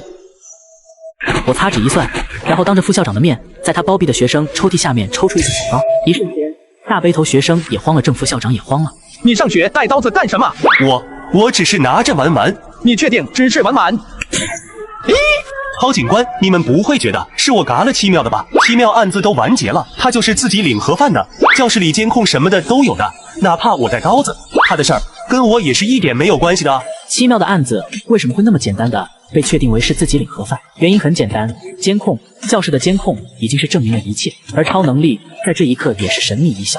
你这么紧张干什么？我有说是你嘎的7秒吗？曹警官，你到底想说什么？大背头身子发颤，超能力伸出手拍起了对方的肩膀，被超能力的手搭在肩膀，大背头的呼吸都变得急促。我爸是龙城水利局局长黄璐，即使是我做的，那又如何？但是超能力是怎么知道的？能证明自己霸凌过7秒的视频都已经被销毁了，学校里知道自己霸凌7秒的人，貌似也没有敢来举报的。超警官，我不知道你在说什么。你身上有很多的因果。7秒虽然不是你亲手杀的，但逼死他最初的因却是你。如果当初你没有带人去霸凌欺负他的话，那个可怜的丫头可能也就不会有后面被害死的果了。听完超能力的这一番话，直播间内观众们都是陷入了深思，而教室里的黄鱼呢，则是整个人瞬间就又沉默了起来。霸凌、带人霸凌什么的，我根本没做过。至于7秒被害死什么的，跟我也没一点关系。曹警官，您自己也说了，您现在是帽子叔叔，帽子叔叔说话做事都是要讲证据的。将情绪稳定，黄鱼最终还是决定强装到底。对于其这样的反应，超能力早有预料。等我将7秒的亡魂找出，证据也就来了。超能力这句话说出，全场再次惊骇，黄鱼更是猛的就又咽起了口水。随即，众人开始走出了教室。北城学校很多地方都留下了超耐力一行人的脚印，操场、食堂、教学楼、宿舍都已经搜过。那么现在，作为一个学生，7秒生前活动的地方也就只剩下一个了，应该就在这了。副校长去把里面的人都叫出来。超道长，你确定就是这里了吗？确定。啊！我操！超警官他们怎么往厕所里去了？有生之年，我竟然能看到女厕内的模样。现在的重点是女厕吗？7秒亡魂才是真的重点。走到了卫生间最里面的墙壁处，超能力缓缓地停了下来。超警官停住了，他是发现什么了吗？这还不是啥都没有吗？空空荡荡的。都说是亡魂，你要是能看到，你不也成大师了？这都不知道，还无所不能的外卖小哥呢。看着卫生间角落里那可怜的女孩，饶是超能力，心里都不由得猛地一痛。半透明的灵体，虚虚实实，被扯烂的校服勉强能遮盖住身体，头发被拽得散在地上一片一片，胳膊上、脸上更是到处都是伤口。被校园霸凌，最终被杀害的7秒，现在就这样瑟缩在角落里，看到来了这么多的人。此刻，角落里的7秒也是抖得更厉害，细若蚊蝇的哭腔声慢慢从他这里传出。不要过来，求你，求求你不要！别怕，我不会伤害你的。超能力温柔的开口，但是7秒的害怕却是依旧一点不减。不要再打我了，我真的好疼。看着这一幕，超能力足足沉默了5秒。5秒后，超能力这才缓缓地蹲下了身子。对不起啊，是我来晚了。当超能力的这句话说完，7秒终于是不再颤抖，他慢慢地抬起了头，略显呆滞地看向了超能力，而后控制不住的眼泪便如水一般的流了下来。好疼，拽我的头发。不哭了，我们不怕了。饶是经历了许多，这一刻，超能力也还是不由得红了眼眶。他伸出双臂，轻轻地抱住7秒，而7秒则是在超能力的怀里继续哭着叙述。鬼魂和道士应该是畏惧和震慑的关系，但现在7秒和超能力反而像是受了欺负的小孩谈恋爱。7秒不断的哭，超能力便不断攀援。就这样，1分钟、2分钟、3分钟。由于普通人看不见鬼魂，所以此刻的超能力更像是在和空气对话。小黑的直播间内，一些观众已经开始了争论。超警官真的是找到7秒亡魂了吗？怎么感觉有点小假？超警官需要弄虚作假，人都帮着民众找到多少孩子了？可是他现在真的很像是在自言自语，和空气说话。超能力安慰7秒的时间越长，这种争论便也就越大。就这样，超能力又安慰了7秒2分钟。2分钟后，等到杜德也忍不住的站了出来，超能力这才对着7秒轻声的开始了口，而后等到7秒点了点头，超能力这才缓缓的站了起来。看着7秒身上的衣裳，超能力意念一动，而后一把通灵令旗直接凭空而现。看到超能力手上突然多出了旗子，杜德等人都是瞬间惊住，直播间内的观众们也全都张大了嘴。超能力没有去理会大家的反应，他只是继续看向7秒。你想要换个什么样子的衣服？什么都可以。以吗？什么都可以。我想穿医生的白褂。听到七妙的回应，超能力不由得想起了杜希月之前的一句话。我记得小时候，他还说过自己想当医生，心情再次变得沉重。超能力意念一动，七妙身上的衣服便也就变成了白褂，要显形了啊！在之后，原本无法被人所看到七妙，便也就这样显了形，干净的白挂着身，脸和胳膊上却都是伤痕。当这样的七妙显现于世，都不由得安静了下来。要显形了啊！当校园霸凌者的亡魂显示出来，正副校长直接激动地踉跄了，围观的人们更是直接全都汗毛竖起，一个个女学生吓得发出尖叫。对于现在这个场面，超能力早已预料。下一秒，一张张黄符就出现在了声音最大的几个女生的头上，被黄符贴中，尖叫的几个女生瞬间没了神。七妙亡魂，我已经找到了，正副校长通知一下吧，让北城中学所有的老师学生1个小时后到操场上集合，我要开始审判了。此刻，正副校长已经是低着脑袋，一句话说不出来，颤颤巍巍的去召集学生。超能力，咱们一般不是都说鬼害怕阳光吗？现在宿舍里还好，可一会儿去了操场，这是法器，只要穿着能护亡灵。那既然这样，我们为什么还要等1个小时呢？是啊，这1个小时，万一那些人跑了呢？好，就算跑到阴曹地府，我也能给他抓回来。这1个小时，我们要等1个人。虽然超能力找到了七妙的亡魂，但之后想要让七妙将所有的霸凌者都举报出来，却也终究还是得等到那个人来。而此时此刻的直播间，超能力这番操作震翻了9州的所有人。卧槽！有没有人踹我一脚？这是直播，不是演电视。亡魂真的出现了，那地府竟然真的能让鬼魂现形！我去，我以为超警官开玩笑的啊。超警官刚才放的那是什么？禁言术吗？1秒就禁言。普通的网民一个个都像疯了似的狂发起了弹幕，而那些身处要职如朱局长、丁市长之类的呢，却也是有一个算一个，全都狂吸起了冷气。超能力啊，你给我们带来震惊，就不能带来的慢点吗？这个世界接下来怕是要变天了。龙城、丁市长、朱局长不约而同地颤了一下，然后2人也是又不约而同的就都接到了帝都那边的电话。路上一整条路通北街已经是喇叭声响成了一片。出租车里，一个干瘦的女人不断地看着手里的手机，她眼睛早就已经哭肿。师傅，能再快一点吗？阿姐，不是我不快，主要是去北城中学的路都已经堵死了。北城中学操场上零零散散的立了将近2000人，学生们叽叽喳喳。在被正副校长招来后，这种讨论就不曾停下。人照的差不多后，正副校长再次来到了七妙宿舍。超警官，我已经将学校师生都召集到一起了，走吧，去为你讨回公道。七妙些许害怕，身体忍不住的开始发抖。见状，超能力也是直接就牵住了七妙的手。别害怕，以后有我，没人敢再欺负你了。在众人的注视下，超能力和七妙缓缓走上了主台。在之后，时间卡至完美，在2人上台的一瞬间，一个踉跄的身影直接从远处跑了过来。跑到半途，他是想摔了一跤，但摔倒之后却瞬间就又爬了起来。妈！正是听到七妙的这一道呐喊，杜威等人这才瞬间突然明白，超能力从刚才开始一直在等的人是谁。妙妙，我的妙妙，妈妈来了，妙妙不怕啊！在连续摔了好几跤，女人终于跑了过来，她的眼泪不停地在流，她猛地冲到七妙的身边，张开双臂要与七妙拥抱，但最终得到的结果却是一片空。七妙已经死了，哪怕被超能力变得显了形，她也终究不再是这世上的人了。七妙妈妈呆呆地看着自己的手，而后不甘心的一次又一次在七妙的人体上划过。可无论多少次，哪怕是挥舞到手臂酸痛，她的手触摸到的依旧是一片虚空。看到这一幕后，不少人都红了眼，更有不少为人母的女人们直接无嘴哭泣。看着自己妈妈的这番模样，七妙的眼泪也是再也忍不住。这才过去多久，怎么自己妈妈的头发就已经全白了呢？妈，我已经死了。听到七妙的这句话，七妙妈妈笑着摇了摇头。妙妙又调皮了。当手再一次探入七妙的身体，也当幻想再次呆滞2秒之后，七妙的妈妈终于是将手放了下去。她静静地看向了七妙，而后嘴角出现了淡淡的笑。我家妙妙成功考上大学，成为一名医生了。操场上的学生，高台边的老师，小黑手机直播间里千千万万的9州观众，在听到七妙的妈妈的这一句话之后，全都忍不住的泪崩了。作为感性的人，从头哭到尾的老朱，在这一刻更是哭到了极致。现在却是突然就下起了小雨，抬起头，雨水落在脸上，不得产生了些许疑惑。他分不清自己脸上的到底是雨水还是泪水。下雨了，妈妈去拿雨伞。七妙的妈妈转过身，开始朝外，而后1步、2步、3步、4步，4步过后，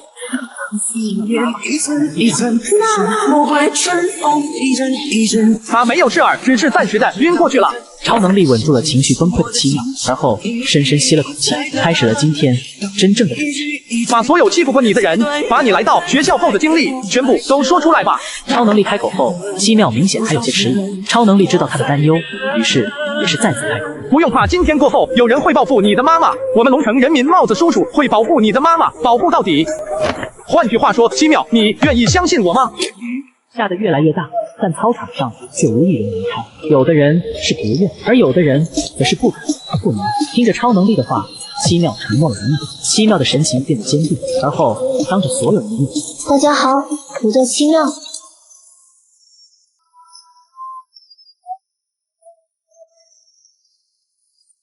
3年前，我来到了北城中学。最开始，我的校园生活是平淡且幸福的，但是这种简单快乐的生活并没有持续太久。从高二下半学期黄鱼转来的那一刻，我的人生便彻底变了。这也就是之前超能力为什么会说黄鱼是一切的因。雨一直下，而故事才刚开始。深深吸了口气，7秒沙哑声继续响起。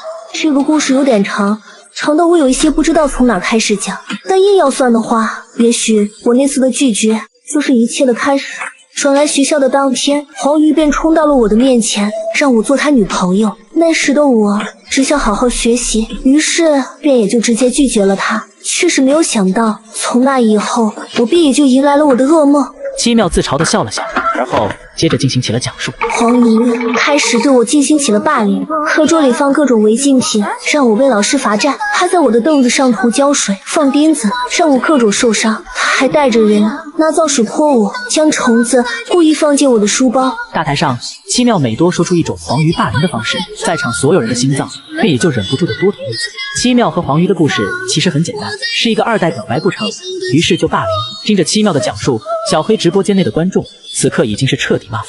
这黄鱼不愧是2代，真就蛮横嚣张惯了呗！见到水想玩水就直接冲远，对方不同意就开始霸凌，这种事情学校都不管的嘛，就真他妈包庇2代，包庇到底。我记得之前那黄鱼还不承认自己霸凌对吧？现在他在哪儿呢？而后联合在一起，直播间内的观众们也是直接刷起了同一句话。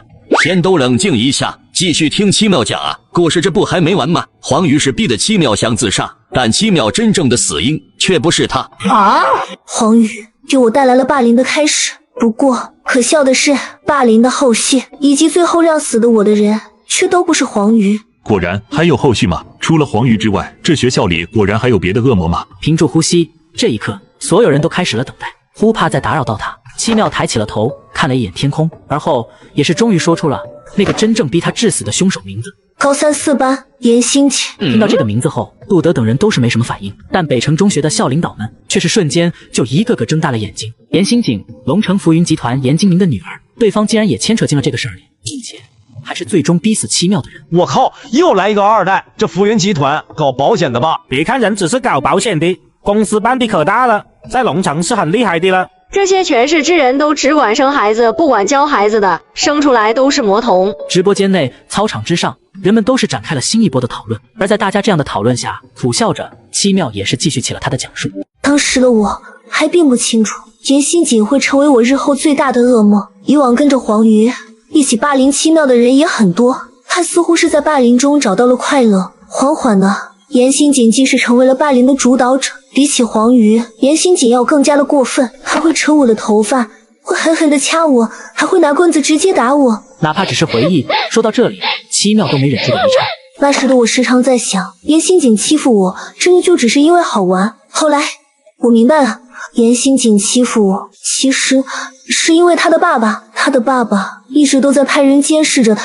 他第一次欺负完我后，他的爸爸打了他很久，他爸爸越不让他干嘛，他就越要干嘛，然后将他所受的伤全都再还到我的身上。我服了，这也太恶心人，他们矛盾，伤害别人。其实严新锦老爸的想法是对的，严新锦欺负别人确实该教育，但其教育的方式确实不太对，以暴制暴，反而是让严新锦之后变得更加的暴。我真的是哭了，小7秒太可怜了，从头到尾都在被伤害。小黑直播间内，观众们此刻都是感慨连连，大家属实是没想到7秒竟然可怜倒霉成了这样。天上的雨到现在已经是完全停过。而七妙的故事讲到这里，差不多也是到了结尾。其实我不想死，其实我很怕死，哪怕是每天都要被欺负，我也都在很努力的坚持着去活着。站在所有人的面前，七妙的眼泪止不住的流了下来，而后缓缓的，七妙也是将其真正的死因说了出来。七妙死亡确实是因为服用安眠药过度，但不是什么扛不住压力，是严刑警在逼着他服用。怪不得监控下是自杀，超警官却又说七妙不是自杀，原来案子的背后有着这么多的故事。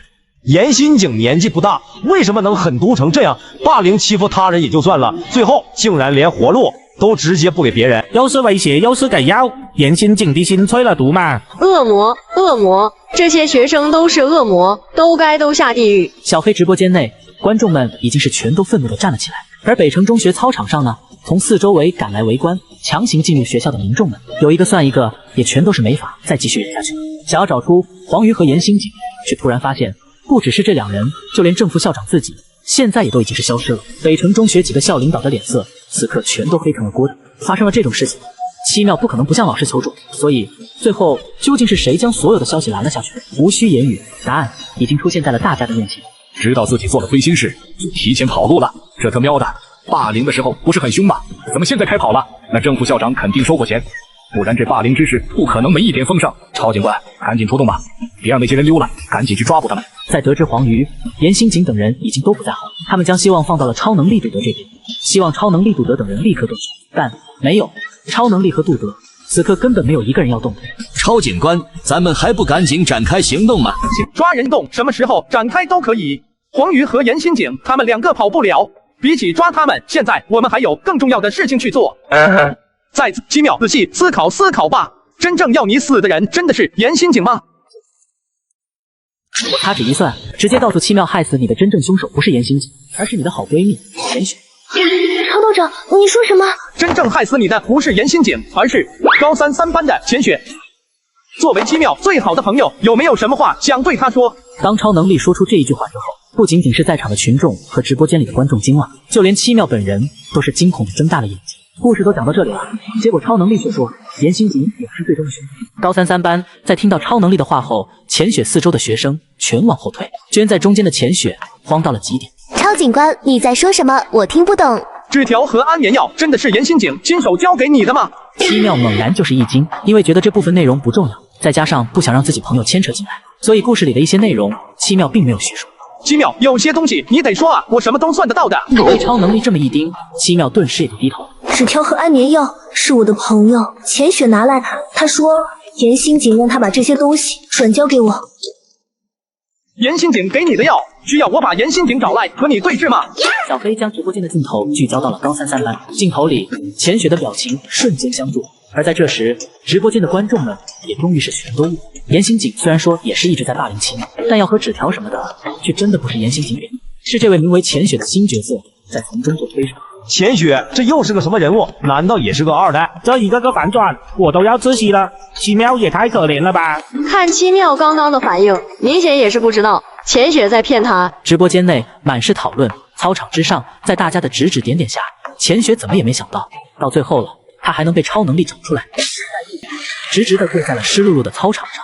妙妙，我不是故意的，我真的不是故意的，求求你，妙妙，原谅我，你原谅我好不好？求求你，让超警官放过我好不好？当钱雪的这段求饶出现，一切便已经明了。原来让七妙死去的人，真的不是两个霸凌者，而是七妙自以为最亲近的朋友。凶手真的是这位？我去，为什么啊？霸凌者都没动杀意，最后动杀意的竟然是自己的朋友。我靠，这人现在还跪着求饶，他怎么有脸让七妙原谅他？劳资都死了，原谅你妈啊！还让超警官放过你。七妙，你能想到钱雪为什么想让你死吗？七妙沉默几秒后点了点头。妙妙，不要。七妙漠然地看了钱雪一眼，这一次没再有任何的保留。因为我撞见了他和吴老师在办公室打扑克牌。当七妙的这句话说出的瞬间，钱雪便绝望的直接躺在了地上。而在这时，大家也总算搞懂了一切。那次撞面之后，钱雪便一直很害怕，她害怕我将事情说出去。我告诉过她我不会说，但显然最终她并没有选择去相信我。喃喃自语间，七妙的眼眶已是又泛红。当所有人的注意力放在霸凌者身上时，凶手躲在了人群中，哪怕是霸凌者也未必敢下死手。在一些看不见的角落里，往往是一些更卑微的人，在杀人时会特别的随便，说动手便动了。小黑直播间内的观众们都是不由得唏嘘感慨，而在大家的感慨下，操场上钱雪此刻也是痛哭了起来。这件事情不能传出去的，传出去被我爸爸妈妈知道了，我回到家里之后，他们会活生生打死我的。可怜并不能抵消可恶，论可怜，姬妙不比你更可怜。但姬妙在可怜之后又做出过什么让人可恨的事吗？犯罪就犯罪，嘎人就是嘎人。或许在一些其他案子里，确实会有一些身不由己的凶手，但这里你的动手，归根究底只是因为你自身的自私罢了。包括和姬妙做朋友，钱雪，你到底是真的想和姬妙做朋友，还是单纯的只是想在自己被霸凌时，姬妙能站出来替你去承受伤害？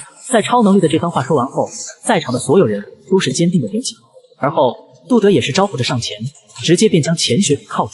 随后7秒说出了其他霸凌者的名字，看着操场前面陆陆续续排出了一列的学生，超能力等人的心也是不由得就沉重了起来。现在这个时代，学校里的龌龊真的也是太多了。老杜可以都带走了，我这就让刑警大队的同事过来，案子已经解决，那么接下来就又要走流程了。刑警大队吗？还是不麻烦他们了吧？知道超能力的话，杜德手上的动作不由得一顿。案子交给刑警大队那边，肯定会将后续都处理好，依法定刑。作为真凶的钱雪肯定逃不掉，但其他人呢？肯定也都会依法定罪的呀。老杜，你太单纯了。咱们这边虽然好帽子叔叔多，但苍蝇也总是有的。我刚刚算了一下，发现咱们龙城有2个最大的苍蝇，一个是之前负责7妙案子的路通街派出所刘同所长，还有一个你猜是谁？黄鱼和严刑警家里都是有钱有势，且不论后续刑警大队那边能不能抓到这2个人，就算抓到判刑了之后呢，可能连监狱都不会进，这2位就会被那些所谓的关系放出来了。在杜德听完超能力的话，还在进行纠结的时候，一道铿锵有力的声音便也就直接传到了大家的耳边。流程，到底是流程重要还是正义重要？顺着声音看去，龙城公安局总局局长朱广志大步的走了过来。咱们做帽子叔叔的本来就是为民众服务，只要是为了民众，流程算什么，规矩算什么，体制是不能拘泥的。作为帽子叔叔，特事就要特办。而且老杜啊，我不都说很多遍了吗？只要为了民众，超警官这边他想怎样就怎样，龙城公安局上下无条件配合他，满足他。超警官都说刑警大队那边有问题了，那还有什么可墨迹的？接下来刑警大队我都要直接去处理了，后续的一切别思考了，还是都由超警官来。啊！小黑直播间内观众们的弹幕在这一刻又刷满了屏。我去，这不是朱局长吗？他这是快马加鞭赶过来的。朱局长，你以后的路走宽了，你知道吗？这哪是路走宽了？朱局长面前的明明是广场啊！朱局长，你这是专门赶来的，不然让你搁这儿流程，这不耽误超警官吗？好难，真的好难，走流程被你们骂，不走流程也被你们骂。超警官，接下来全靠你了。放心，我会让这个案子得到一个完美的后续的。所以最后超能力要负责的其实也就是个抓人，至于抓什么人，肯定是有钱有势之人。我擦指一算，就在出霸凌者逃跑的具体位置，然后出动全城警车前去逮捕。这个去机场的路上，车子要前往火车的路上。抓到的第一时间，他们不是认错，而是喊出了“你知道我爸是谁吗？”你知道我爸是谁吗？他可是浮云集团的老董，识相的就放了我。那你知道抓你的人是谁吗？那可是能从地府里招魂的道士帽子叔叔。我跟你们说，我跟你们没完，我爸会。整个拘留室内一直是这几位有权有势之人的口吐狂言，看到这些人此刻的样子，黄雄也不搭理。这些人最终都会得到相应的判罪惩罚。超能力局长说刘头那边落网了，但是刑警大队那边队长真实受贿内容也被查到了，但是朱局长那边去抓人的时候，其已经不在，跑路了。跑就跑呗，又不是抓不到。这个你是不知道，跑了的人抓起来没那么简单的。咱们这个国家很多地方都是监控死角，他那个扶着脑袋，杜德进行着感慨，但越感慨就越感觉不对劲。等等，好家伙，我怎么又把你这个能算位置的道士帽子叔叔给忘了？龙城南部有一座山，山路崎岖之下有一个偏僻的小村子。就在刚刚，他们几人已经去了好几个地方，龙城火车站、五香杂货大市场，甚至是高架桥上，他们都堵了10几分钟。可最后的结果，要么是真实趁乱跑，要么是他们到的时候真实就已经溜了。超能力，咱这波不会又跑空了吧？果然不愧是做刑警的副队长，还是2把刷子的。他跑路的时候还考虑到了我的能力，我能算位置，那他就不断的转换位置。他以为一直移动位置就真的能躲过超能力的抓捕吗？这一次咱们必定能在这儿抓到他。何出此言？我测的是他接下来要去的地方，这儿就是他接下来要到的地方，咱们就直接等他。超能力说到这里后，杜德等人便瞬间又惊了。我操，这他喵的，他已经牛批到这程度了吗？算别人所在的地方也就算了，现在都能直接算别人接下来要到的地方了。2分钟后，真实哼着欢快的小曲来到了岩门洼村。刚到岩门洼村外，骑的车胎就直接漏气，不干。小李，老杜可以抓人了。你简直侮辱了你穿的这身衣服。傻眼了的真实，其感觉自己活在梦里，这不应该啊！你们到底是怎么追上我的？没追，我们直接等着你。听到这话，真实惊骇的猛地看向了自己身旁面带微笑的超能力。2秒后，其低下了头，真实被捕。就此，超能力的抓人任务便也就算全部完成。而接下来，7妙案的后续也就只剩下盘子。次日，77饭馆。躺在床上的7妙妈妈缓缓醒来，一睁开眼便看到了7妙的亡魂，其的眼睛瞬间红了。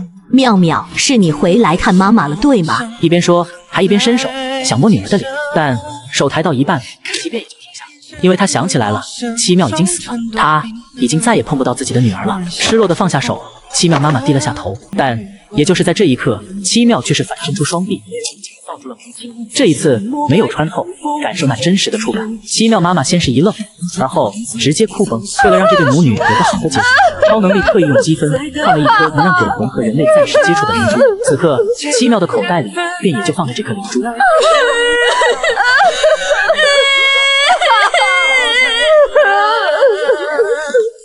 龙城法院由于超能力进行了插手，7妙案省去了一大半的时间，免去了各种繁琐，直接开庭。原告席位上坐着的已经死了的死者亡魂，而被告席位上则是有不下20余人。这些人里不只有杀人凶手、施暴者，更有浮云集团董事长严金明、龙城水利局局长黄璐、北城中学副校长，甚至还有路通街派出所所长刘同以及刑警副队长真实。除此之外，今天旁听的人有丁市长、各所所长，几乎所有龙城能说得上话的人都在。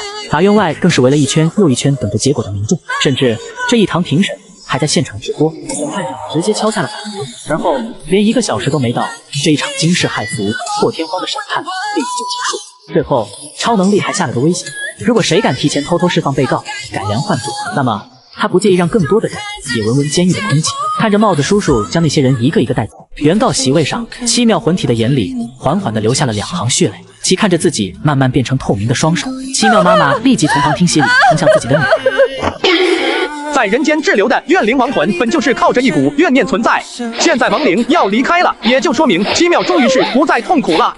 一个被困的亡魂能下地府投胎轮回了，也许你们应该为其开心，而非惆怅遗憾。听着超能力的话，询问了7妙的人生意见，而后他转过身看着超能力，居下。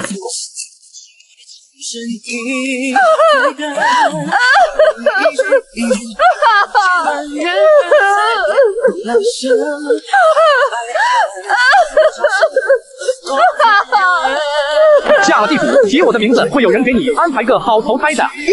10几秒过后，待到7妙完全看不见后，不少人直接红了眼，而7妙妈妈杜希月再也忍不住了，崩溃大哭。本以为在看到坏人受到应有的惩罚后会大快人心，不再沉淀。事实上，让那些人落入法网，也只是予以那些伤害的些许安慰。无论如何，他们给受害人造成的伤害都是不可逆的。不要悲伤，也不要想着现在自尽去地府找人。如果你真的爱7妙，那就好好的活着，不要让他难过，快乐一点吧。也许我朋友会让7妙再投胎到你这边的。当超能力这番话说出来的瞬间，在场的众人便全都睁大了眼睛。而后，也就是在这新一轮的震惊中，7妙案正式完结。一场7妙案，全网再次轰动，明眼人都能看出这一条又一条头皮发麻的消息，接下来将会改变整个大夏，甚至整个世界的格局。大夏帝都就已经是建立了最新的特殊部门。漂亮国这边作为没有历史的国家，比起相信神佛鬼魅，漂亮国还是更相信基因科学。次日清晨，禁渔街派出所门口的人果然又多了起来。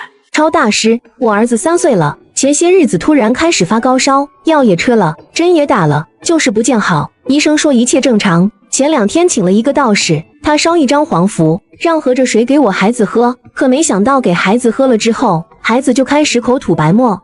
你们给这么小的孩子吃灰，没病也好，折腾出病来。听后，妻子不说话了。超能力拿出了2张黄符，一张直接贴在了孩子脑门上，另一张交给孩子妈妈，回去贴在孩子卧室门上。大师，我们这孩子确实是撞了鬼了吧？能这样说，但……而后，超能力直接看向孩子的父亲。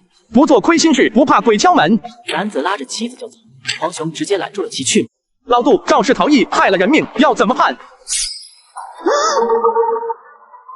眼前这小两口是过来给孩子看病，再说她丈夫因交通肇事逃逸致人死亡。帽子叔叔，你们不能冤枉好人啊！你丈夫的货车撞了人，被撞者本不会死，可你丈夫的逃逸却是使其错失了抢救时间，所以死者的怨气负在了你孩子的身上。不过即使你们不用来找我，怨气是持续不了太久的，你们的孩子最终也会好。看着男子被压进去，看着惊呆了的广大群众，超能力也是看向镜头，直接开始了解释。这世上鬼妖魔魅并不可怕，能真正伤人的恶鬼几百年才会出一个。这人间最可怕的是人心，你们让我驱鬼除妖，我也并非不能，但来找我前也请做好自己蹲局子的准备。超能力的话一出，在场的人都是瞬间呆住，而后悄无声息的派出所外的民众便也就少了一片。余下的众人大多都是看到七妙母女见面而产生想法，想和自己失去亲人见面的人。地府有一句话叫无因不可下地府，我为破案而下地府，这个因都很勉强，都要遭到下面的一生。你们觉得你们单纯想见亲人这个因能成功让我穿过2界门下到地府吗？听完超能力的所外剩下的人都是一致，而后带着失落的情绪离开。见逝去的亲人，全世界谁不想见逝去的亲人？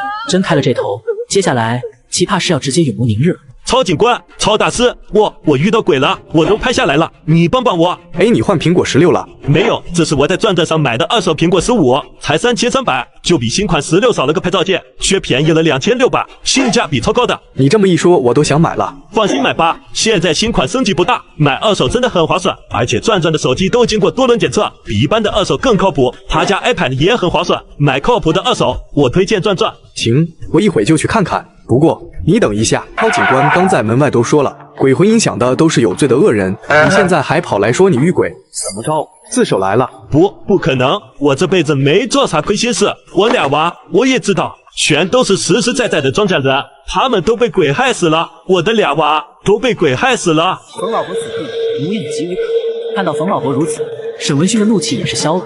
2点都相冲，原因也就只剩下了一个，那就是杀死你孩子的其实是人。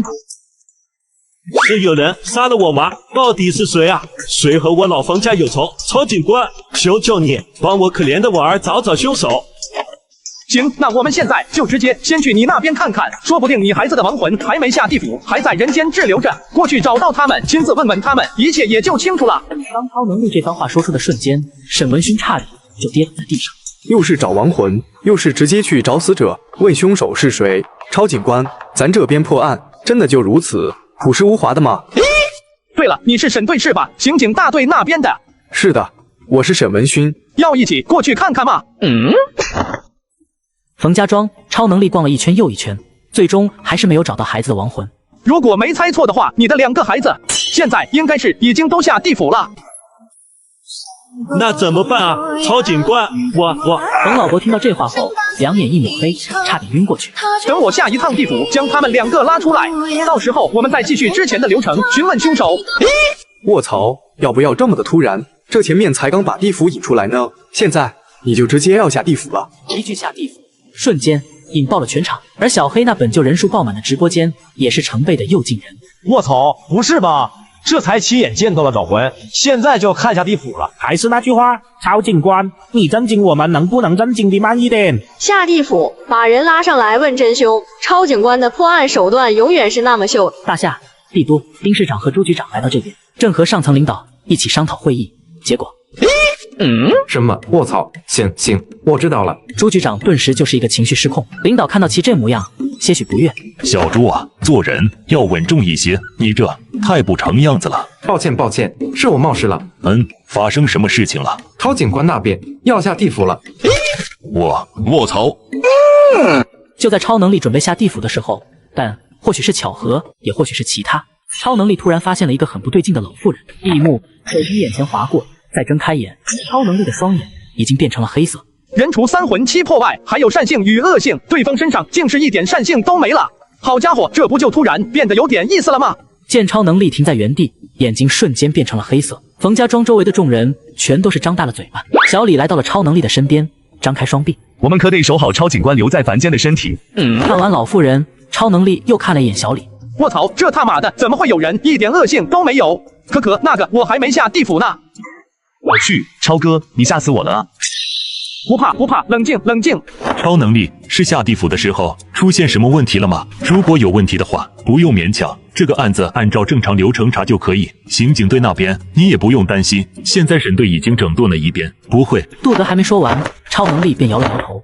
不是我下地府的时候出了什么问题，而是这个案子现在可以不用下地府了，因为凶手我已经找到了。小黑将手机方向调转，而后一个身材略显臃肿、满脸写着诧异的老妇人便也就这样出现在了九州千万万民众的面前。冯老伯也看着老妇人，其却是吓了一跳。黄姐，曹警官，你是不是看错了？黄姐丈夫死后，她平时是有点疯癫，但她不坏啊。对啊，而且她和冯大冯二也无冤无仇，为什么要动手？黄姐人挺好的，平时大家有事儿的时候也都会来帮忙。听到民众们的质疑，小黑直播间内的观众们也都是些许懵。这是不是曹警官没办法下地府，所以随便拉一个人来冲凶？你他妈滚出直播间好了！超警官是那种人，不会说话就赶紧滚。那不是的话，要怎么解释现在这个情况？大家都说这位不可能是凶手，而且我看他那样子，也不像是会动手杀人的人，看起来唯唯诺诺。老老实实的，知人知面不知心，看起来老是唯唯诺诺，谁知道其背后怎么样？各种质疑被炒的弹幕，超能力不用去看，也能感知到大家现在所说的内容。普通之眼所见未真，看起来好，但实则却是大恶啊！承认吧，就是你杀了冯大冯二，对不对？我哪是那种能下手杀人的人，大家都知道的。我平时连只苍蝇都不会去杀。超警官，你们办案要讲证据。你说黄姐是凶手，有什么证据吗？放心，我接下来肯定是会把证据给你们摆出来的。在众人的注视下，超能力意念一动，而后其的手里竟是直接多出了一个通刻满八卦的铜铃。人有三魂六魄，善恶两性，你行大恶，善性已全消。如今我便将你善性暂时召回，让你的善性自己来回答。一阵铃铛声，超能力脚下隐隐打开一个大大的八卦。1分钟后，超能力收起铃铛，老妇人已经是大汗淋漓。你为什么要杀冯大冯二？这一次，老妇人终于是不再否定。听到问题之后，眼泪便也就直接流了下来。因为我要冯大冯二他们的头发。当老妇人这次的回答出现后，在场的众人为超能力的手段呆，也为老妇人真是凶手呆。人畜无害的老妇，竟然还真的就是杀人的凶手。见迷信有多可怕，连只苍蝇都不会去杀的老妇，只是为了一根头发，竟然杀了邻居家的孩子。黄姐，为什么要头发？这为什么要头发？而且要头发也不至于杀人吧？想要直接要不就行了。我在一本小说中看到，人生来有罪，只要把自己杀的2个人头发，还有自己的指甲，加上蟾蜍眼睛，把大骨熬成汤，喝下去之后就生成保护符，可以让人不受惩罚，还能投个好胎。这一番话说出的瞬间，大家的脑海里便也就直接出现了迷信2字。小黑直播间内，不少观众当场开始干呕，而冯家庄的众人全都瑟瑟发抖了起来。你为什么要选冯府的2个孩子杀？我没想选他们的，只是他们那时候刚好落单，而且如果他们不喝我给的水的话，也不会有事儿的。在冯老伯家的2孩子落单后，黄老妇假意的送了他们水，2人喝完了装有迷药的水，便就被黄老妇简单的杀死。但听这人的意思，如果这波冯大冯二没收下水，那接下来被坑害的也就是村子里的其他人。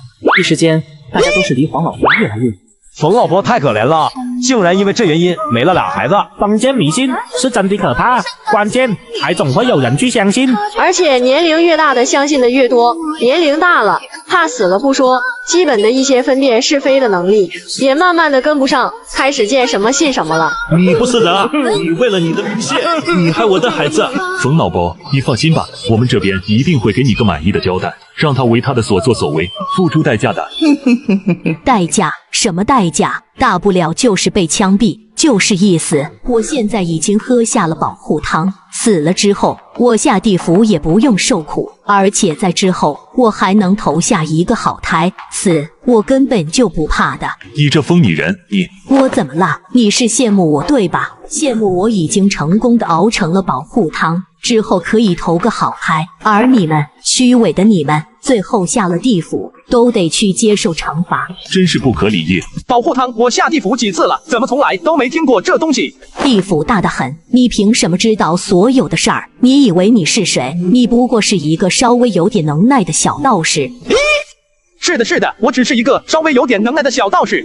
地府那边的事儿，我确实是没你懂得多。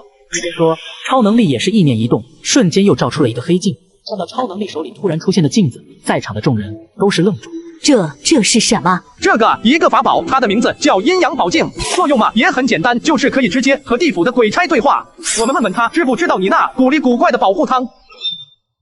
兄弟们，我扛不住了，兄弟们！超警官，他又开始了，千万不要和超警官顶嘴，因为他一言不合就会搞大动静。你说我不懂得府的事，那我就把鬼差拉来，让他回答你。帝都、朱局长、丁市长以及联系他们的领导，三人对视一眼，而后深深吸了口气，忍不住的，三个人便同时颤抖了起来。冯家庄、冯伯家周围的民众们此刻已经是全都傻掉，这瓜是越吃越惊人，越吃越吓人。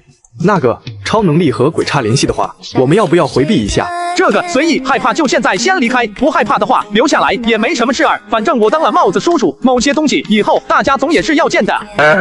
装神弄鬼，你只是个年轻小道士，你有什么资格联系鬼差？超能力也是懒得和他再墨迹废话一番了。在众人的注视下，嗖的一声，阴阳宝镜周围便也就出现了无数道红光。在之后，伴随着这红光，一个灵体的红帽鬼面魂像凭空出现。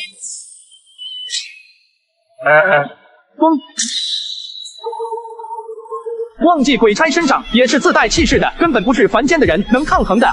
要是真有慧人因为观看直播而生出病来，那就麻烦了。卧槽，活的鬼差！妈妈，我竟然见到鬼差了！这真的不是电影吗？我们竟然真的看到鬼差现世了！哪儿可能是电影啊？这鬼差刚出来时散发的那气息，就让人发自灵魂的畏惧、害怕。我是不是也能见到我的小雄鹰了？这一刻，大家已经是无法用言语来形容超能力到底有多牛批了。这些人为什么都能看到我？被超能力联系出来后，鬼差自身也是愣住了。其现在出现的并不是真身，而是单纯的一个意识魂体。这边有些人想见你，所以我直接帮着你显了形。让我显形！小超道长，你这是又要搞事情？上面可是严禁我们这边和你们这边活得面对面的，你真不怕女帝抽你吗？我现在可不叫小超道长了，希望你下次称呼我可以叫我超警官。你警官？凡间帽子叔叔，小超道长，你是疯了，还是又乱抢孟婆的东西吃啊？为什么？你是真的闲的没事做了？好好的倒是不当，当帽子叔叔。帽子叔叔怎么了？为人民服务，我乐意。那个，我有些对地府不懂的东西，想要问问你。地府里还有你不懂的东西？说实话，没人信啊，我也没办法。为了证明封建迷信不可靠，我当场召唤了地府鬼差出来认证。黄老夫是做梦也没想到，超能力真的能联系下面的鬼差出来指控。你们为什么要看我？我有说过什么吗？这人身上很饿啊！那可不是，饿的不是一丁半点的那种。他命数也快尽了，下去之后我帮你收拾下他。三言两语之间，超能力便也就和判官决定了黄老夫的未来。瞬间，黄老夫便也就急了。你们不能收拾我，我已经喝了保护汤了，下了地府后不用接受惩罚，而且你们还必须得给我赚一个好开。判官整个人也是瞬间就像吃了屎一样了。这家伙他在说什么呢？人间的某些迷信，你懂的。这位不知从哪儿看了些乱七八糟的，觉得人生来有罪，下了地府之后全部都要接受惩罚，然后为了不接受惩罚，就搞了一大堆乱七八糟的东西，其中一个东西就叫保护汤，要靠杀人来熬制。听完超能力的一系列解释，判官也是一时间无语了。都已是这个点了，又饿了。饿了吗？快来吃早餐了，今天有你爱吃的。这个挺不错的，在哪里买的？花不少钱吧？没多贵，我前2天发现的一个点早餐很优质的平台，淘宝闪购。现在闪购有活动，早餐不能马虎，既要吃得好又要省钱。淘宝闪购，点外卖更优惠。行，我也去看看，也还不用去排队买早餐了。你们这人间怎么天天就爱搞这些乱七八糟的东西呢？明明一个都不了解地府，编起玩意儿来是一个比一个绝。我们地府也是讲规矩的好吧？什么坠落什么狱，无大罪者在地府工作服役上几年也就能直接去投胎了。不该受罪的受不了罪，该受罪的也跑不了。判官用看傻子一样的眼神看向了呆滞的黄老夫。如果不去搞那乱七八糟的保护汤，说不定下去你还会没事。现在算了吧，等下了地府，你该受的一点都不可能少。判官这一句话说出的瞬间，黄老夫终于是扛不住了，身子骨全软，扑通一声便也就直接倒在了地上。还有投胎的事儿呢，喝了保护汤能让自己投个好胎吗？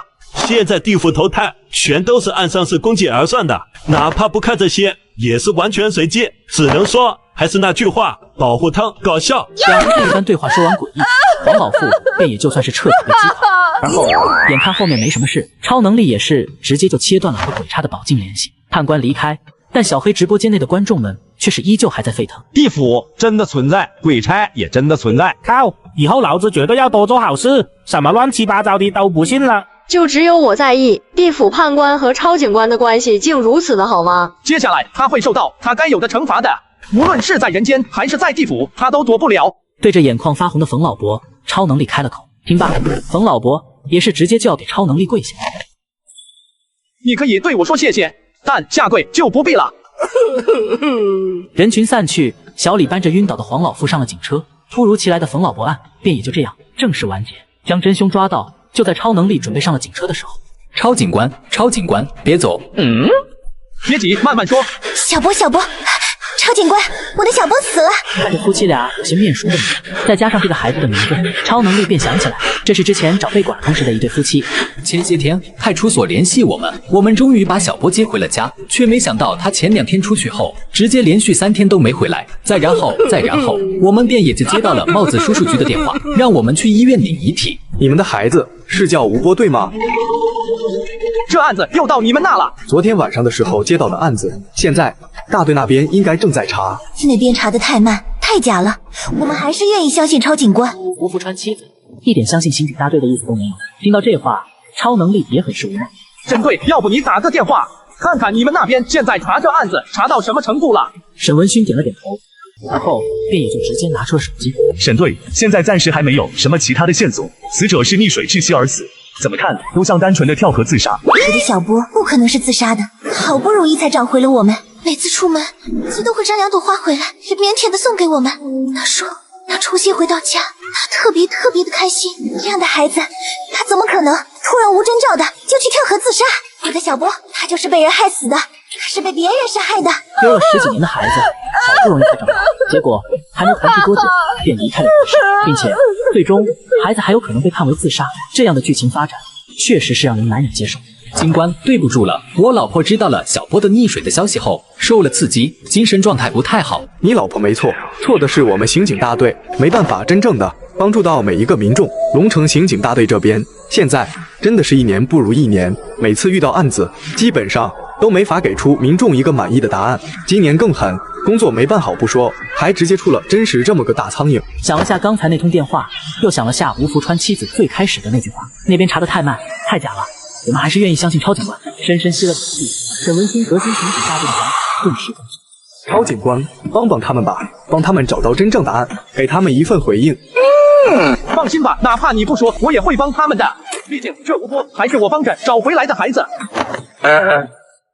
龙城清风街渊河桥，走到桥边看了一眼桥下的河水，而后超能力也是无奈的就摇起了头。吴波的魂已经不在世间了，那怎么办？我下地府去把魂找回来。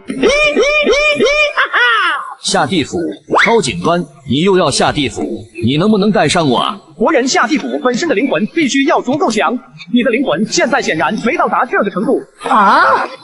那超警官，我直播的手机呢？也没办法，一来手机不是法器，下去直接就成了废品；二来这地府怕是也没有人间的信号。听着超能力的话，不只是小黑，周围不少人脸上都露出了失落的表情。倒也不必失落，只是这次事发突然，没有准备。下次下地府前，我将你的手机改造一下，便也就能带下去了。至于你，如果可以的话，之后我也是能想办法带下去的。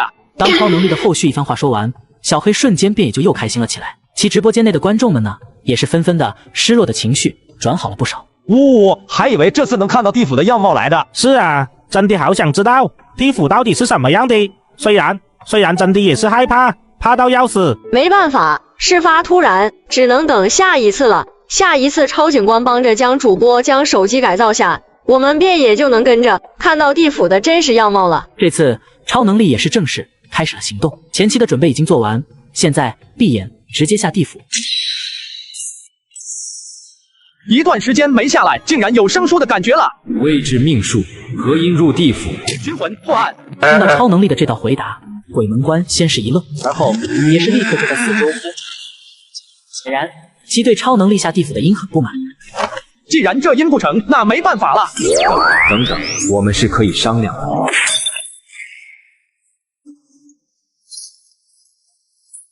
这小崽子又强行闯地府了。何人如此？小超道长，你这是又下来玩了？不是玩，这次下来是真有正事。正事是嫁给女帝吗？看着白无常那张欠扁的脸，超能力深深的无语了。不要总说这些离谱的话，好不好？我这次下来是来找魂的，拉魂上去破案子的。我在凡间做了个帽子叔叔，现在遇到个案子，死者已经下地府来了，我得把他带上去问问情况。小道长，你帽子叔叔，你又抢孟婆的药吃了。靠，一个个的怎么都这样？我什么臭，只抢过孟婆的药。你们别管我了，干你们自己的事儿去吧。小超啊，你又来了，说了我这汤对你没用。梦姐，大夏龙城的吴波，给我查一下，是不是刚过了桥？半个时辰了，估计要到秦广王那了。好嘞，谢谢孟婆，你继续加油哈。确定完吴波的亡魂所在，超能力没有多做停留，而后便出现在了秦广王的办公室。我说，小超道长，你这次又下来干嘛？还踢坏了我的大门，记得赔钱。回去我让帽子叔叔烧给你，然后我这次下来找你是来问你要魂的，解决完问题一会儿就给你还下来。要魂？你要魂做什么？这不在上面当了个帽子叔叔，每天在破凶杀案吗？现在有个案子，死者已经下来了，我把他重新拉回去，带到凡间审一审，搞点证据，乱七八糟的，好抓犯人。听完超能力的话，秦广王若有所思的点了点头，但刚点完头，其便也就立刻感觉出不对了。超能力，帽子叔叔，超能力当了凡间的帽子叔叔，而且现在其还要把死者拉到凡间去破案。你当我们地府是摆设的？超警官，你这又是在搞什么飞机？没搞什么飞机，单纯查究个案而已。反正当帽子叔叔这事儿很复杂的，说了你也不懂。好吧，不过带上去什么的没必要吧？你要查什么？我直接帮你查，或者在下面你直接问完不就行了吗？查，我是专业的。你老蒋啊，也是当过人的。这阳间的人呐，凡事都讲究一个眼见为实，必须大家都听到答案，那才是答案。我得拉他上去，让他和人们当面自己说，这才算是证据。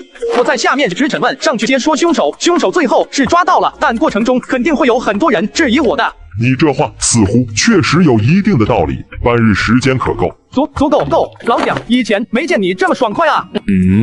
这特喵的，是我想爽快吗？我要是不答应你，你这小祖宗怕是会折腾死我。前几次已经是多灾多难，谁会一个坑跳3次啊？把魂交给你，需要头疼的人是四方的鬼帝，而不把魂交给你，头疼的则是我自己。作为一个聪明人，我还是会做选择的，好吧？心里翻了个大大的白眼，秦广王接过阴阳笔，而后大笔一挥，正在引渡门那边排队清算人生的吴波便直接召来。超警官，你怎么会出现在这里？这里，你是想说这里可是地府啊，对吗？吴波已经不知道该说什么了，激动的就是狂点头。超警官，你帮帮我吧，我不想死，我才刚找到我的爸爸妈妈，我才和他们待了几天，我没有办法让你死而复生。吴波这个孩子真的是很倒霉，很可怜，但生死这东西，超能力也没办法。吴波缓缓地低下了头，也认了命。超警官，你下来，是来找我问凶手是谁的吗？是的，你父母想要为你报仇。吴波沉默了2秒，而后神情变得坚定。超警官，走吧，去破案。看到对方那坚定的模样，超能力点了点头，而后和秦广王等人告别，带着吴波的亡魂，超能力直接重往人间走。清风街、渊河桥，现场的、网上的，所有的人都依旧还在等超能力，而后超能力身上。下一秒，面色惨白、略显浮肿的吴波，便也就凭空直接出现在了众人的眼前。我的孩子，见了孩子，久别重逢的欣喜，直播间的观众们又纷纷开始卧槽了。卧槽！超警官真从地府把人带上来了，我真的服了。就想知道还有什么是超警官做不到的。我该说什么好？超警官，我以后下了地府能报你名字吗？帝都高层办公室，除了原本就在的龙城丁市长和朱局长外，此刻这里已经是又多了不少大夏中心人物，他们除了震撼，还是无与伦比的震撼。怪怪的，这世界上有地府也就算了，关键是超能力现在还真为了破案子，把死者从地府里拉出来了。下地府拉魂，地府内没鬼差阻止吗？而如果有超能力不受一点影响的，就将魂带了回来，又间接性的告诉了我们一条怎样的内容？对视一眼过后，超能力在帝都所有高层领导心中的位置顿时更高。他们以前就知道超能力很强，但现在看来，他们还得将超能力的等级再往上提升个那么几段。渊河桥一番震惊过后，众人的情绪也是终于稳定。超能力看向吴福川夫妇，也是将故事的正题拽了回来。现在有什么问题，你们可以直接问问吴波了。小波，你为什么总是一个人出来呢？是爸爸妈妈对你还不够好，是不是？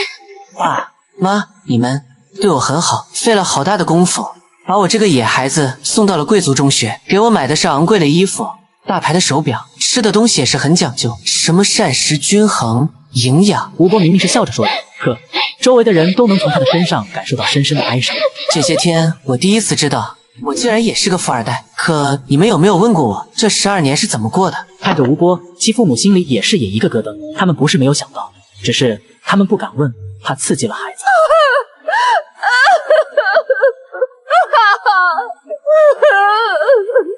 你知道被拐跑的孩子有多惨？即使被救回来，也会跟这个社会完全脱节。孩子，是爸爸妈妈对你还不够好，是不是？爸妈，12年，你们有没有问过我，这12年是怎么过的？你们常常带我去高级餐厅，别人用刀叉吃东西，你们知道我看到盘子里那么一小点东西的时候在想什么吗？我在想拿手直接塞到嘴里填饱肚子。你们让我去贵族学校，别人流利的用各国话交流，而我就连大夏话都说不标准。吴波说这些话的时候，其母亲也是直接倒在了丈夫怀里，捂嘴痛哭。原来吴波心里藏了这么多委屈，可他们都没注意到，而且还在一直逼着这孩子接受这所谓的好。丢了这么多年，当父母的用这种方式弥补，能理解，但确实是没注意到孩子的小情绪了。这事情也是真难受了哇！一个小孩子在外面活下来，肯定是艰难的很。哪怕再怎么对孩子好，这种填鸭式不关心孩子自己想法，确实是父母一些问题的。不管怎么说，这一切的悲剧源头还是那个拐孩子的人。这世上有哪个当父母的想害孩子？吴福川深深地吸了一口气后，终于有些试探性的开口：“小波，所以你真的是自杀的吗？是我和你妈妈逼得你太紧，你精神上受不了，所以……”看着父母竟是顺着他的话，将剧情想成了这样，吴波整个人也是瞬间就急了。不是的，不是的，我从来都没想过自杀，虽然不适应，但我知道爸妈，你们也是对我好，我从来都没有过自杀的想法。吴波，不是自杀，而是他杀。爸妈，我已经拖累了你们10几年了，以后你们别太难过，要好好生活。不是，小波没有拖累我们，是爸爸妈妈对不起小波，让你这些年受苦了。小波，你告诉妈妈，到底是谁害了你？看着近乎失控的母亲，吴波沉默了几秒，而后低下头，其也是终于开始讲述起了他的故事。原来在被找回来之前，吴波一直都在流浪。在外面的这些年，我并没有成为一个好孩子，我做过小偷，也做过黑社会里最底层的小混混。不管是不是自愿，但在被找回来的那段时间里，我确实是跟着一些人做了很多欺负人的坏事儿。低下头，吴波的脸上充满了悔恨。如果他没有被拐走该多好，如果在外面流浪的时候他没到处乱混该多好。在被找回来后，我其实也想直接重新做人，但是我之前认识的那些混混朋友们确实不允许。他们发现咱们家很有钱后，打上了我的主意。他们说，如果我想好好的生活，那就必须得给他们钱。一次又一次的威胁，一次又一次的要钱，直到昨天，我和他们终于翻了脸。哟，都是垃圾混子，穿了身体面的衣服就变模样了。跟着我们一起偷鸡摸狗，欺负人打架。你说说，你那2位高高在上的爸妈，如果知道你以前这么痞，会不会又把你给丢掉？给钱，这才给了几次钱，就说最后一次了。我便也就被其中一个混混推下了墙。吴波的故事并不长，但说完之后，却是让所有人都感慨万千。谁都没有想到，被找回的孩子吴波，最后会是因为这个原因而离开人世。你之前做过的坏事有很过分的吗？例如杀人、害人什么的？没有，绝对没有。我虽然跟着一起到处混，但从来没干过太过分的事儿，最多也就是跟着一起收下保护费，砸一下别人的摊子，或者当跟班。我连打人都没打过。超警官，我可以对天发誓，或者你也可以用你的那些道术查我。听着吴波的话，超能力细细的观察，然后也是默默的点了点头。这个人，他的本心确实是善良的。我之所以不敢袒露过去，各种隐藏，只是单纯害怕我爸我妈他们会误会我，我太害怕了，害怕爸爸妈妈会觉得他真的学坏，变成了坏孩子。怎么会误会呢？小波是个善良的孩子，没有特殊的原因，绝对不会去做欺负人的事。之前小波笑的时候，妈妈就都知道。看着哭泣的妈妈，吴波也是忍不住的哭了。不过哭着哭着，吴波也就笑了。他明悟了，他的爸爸和妈妈是不会因为他的过去就直接否定厌恶他，然后不分青红皂白的将他当作心都坏了的坏孩子再丢掉的。吴波杀了你的人叫什么名字？你是否知道他们在哪？真名我不知道，平时大家叫他们长虫和山猫。至于在哪里，应该还在我们之前住的地方。回答出现，接下来行动便也就开始。跟着吴波的指引，七扭八绕的，超能力一行人来到了吴波以前的居住地。可狭窄的铁皮屋里却没有任何人的踪迹。看了直播跑了，这特喵的，还懂得看直播的呢。八成之前是抱着侥幸的想法，觉得龙城每天案子那么多，这案子未必能来到超警官这儿，然后发现担子竟然特喵真到超警官受伤后，就直接快马加鞭的开溜了。超能力，这跑到哪去了？你能找到吗？龙城汽车站还没上车呢，能追上。在上车时，超能力专门让小飞坐在了另外一个车上，然后在没了小飞的情况下，一上车，超能力直接便也就对着沈文勋开了口。那俩人其实不在汽车站，在火车站，对方可以靠直播提前逃离，而我超能力也可以靠直播给他们假信息。当着小飞直播间说犯罪团伙正在龙城汽车站准备逃跑，随后自己去走反方向前往龙城火车站。龙城火车站内，混蛋们发现超能力算错他们的所在地后，两个小混混直接哈哈大笑。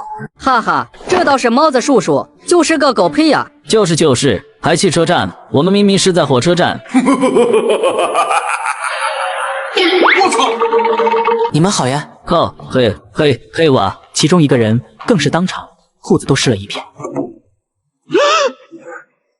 对吧？别找我们，我们也不是故意的，我们当时只是想你点颜色瞧瞧，想让你以后听话，再分我们点钱，然后冲动了，真不是专门想推你下去的。看着俩人这瑟瑟发抖，想撒尿，跪地疯狂磕头，直播间里的观众们顿时觉得很生气。这大话屁！我家隔壁也有个人是这样的，当然这不是全盘否定纹身的人啊，只是单纯说那些真的在做混混、黑社会的是真的很恶心人。我以前还被收过保护费呢，服了也是，当时都要气死了。这还只是小混混，那些大混混，真正的黑社会，你们见过吗？小黑直播间的弹幕，超能力铁哥也是想到了小黑。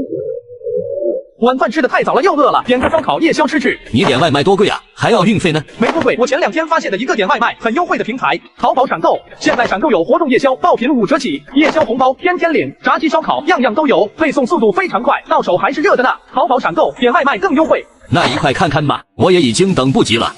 于是带着好奇，超能力干脆也是随意的问了一句：你们是单纯自己乱混的，还是后面还有什么组织？我们是跟着望尘那边的虎哥混的。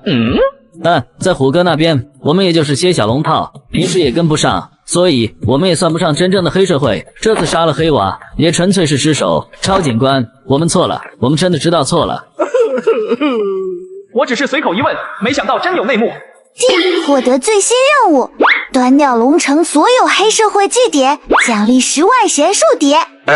问出东西也就算了，系统竟然还冒泡了。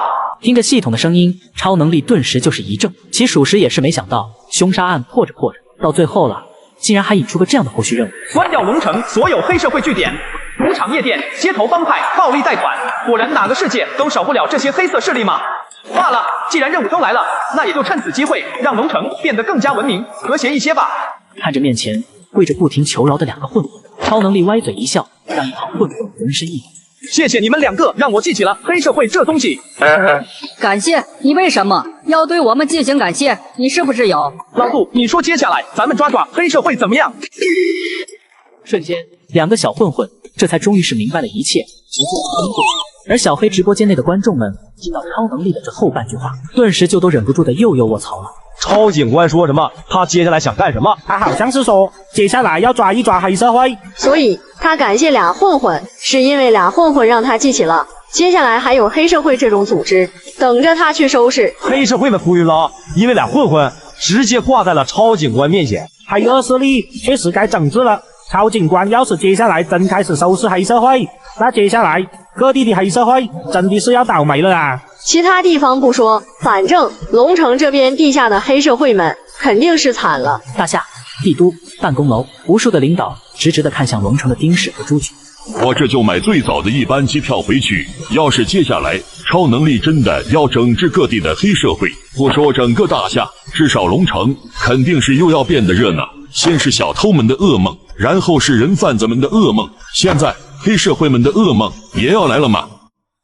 那2个混混受到法律制裁之后，超能力来到了吴波一家人身边，凶手服了法，吴波案便也就结束。而案子结束，故事也就要开始收场。久别重逢，相见不过短短几个时辰，终究是胡福川妻子又哭了起来。超警官，我想和我爸妈一起去一趟游乐园。去吧，3小时后我去找你，送你回地府。谢谢超警官，真的谢谢你。之前超能力便是用着灵珠让7妙无语无法，而现在其用此让吴波去过最后的3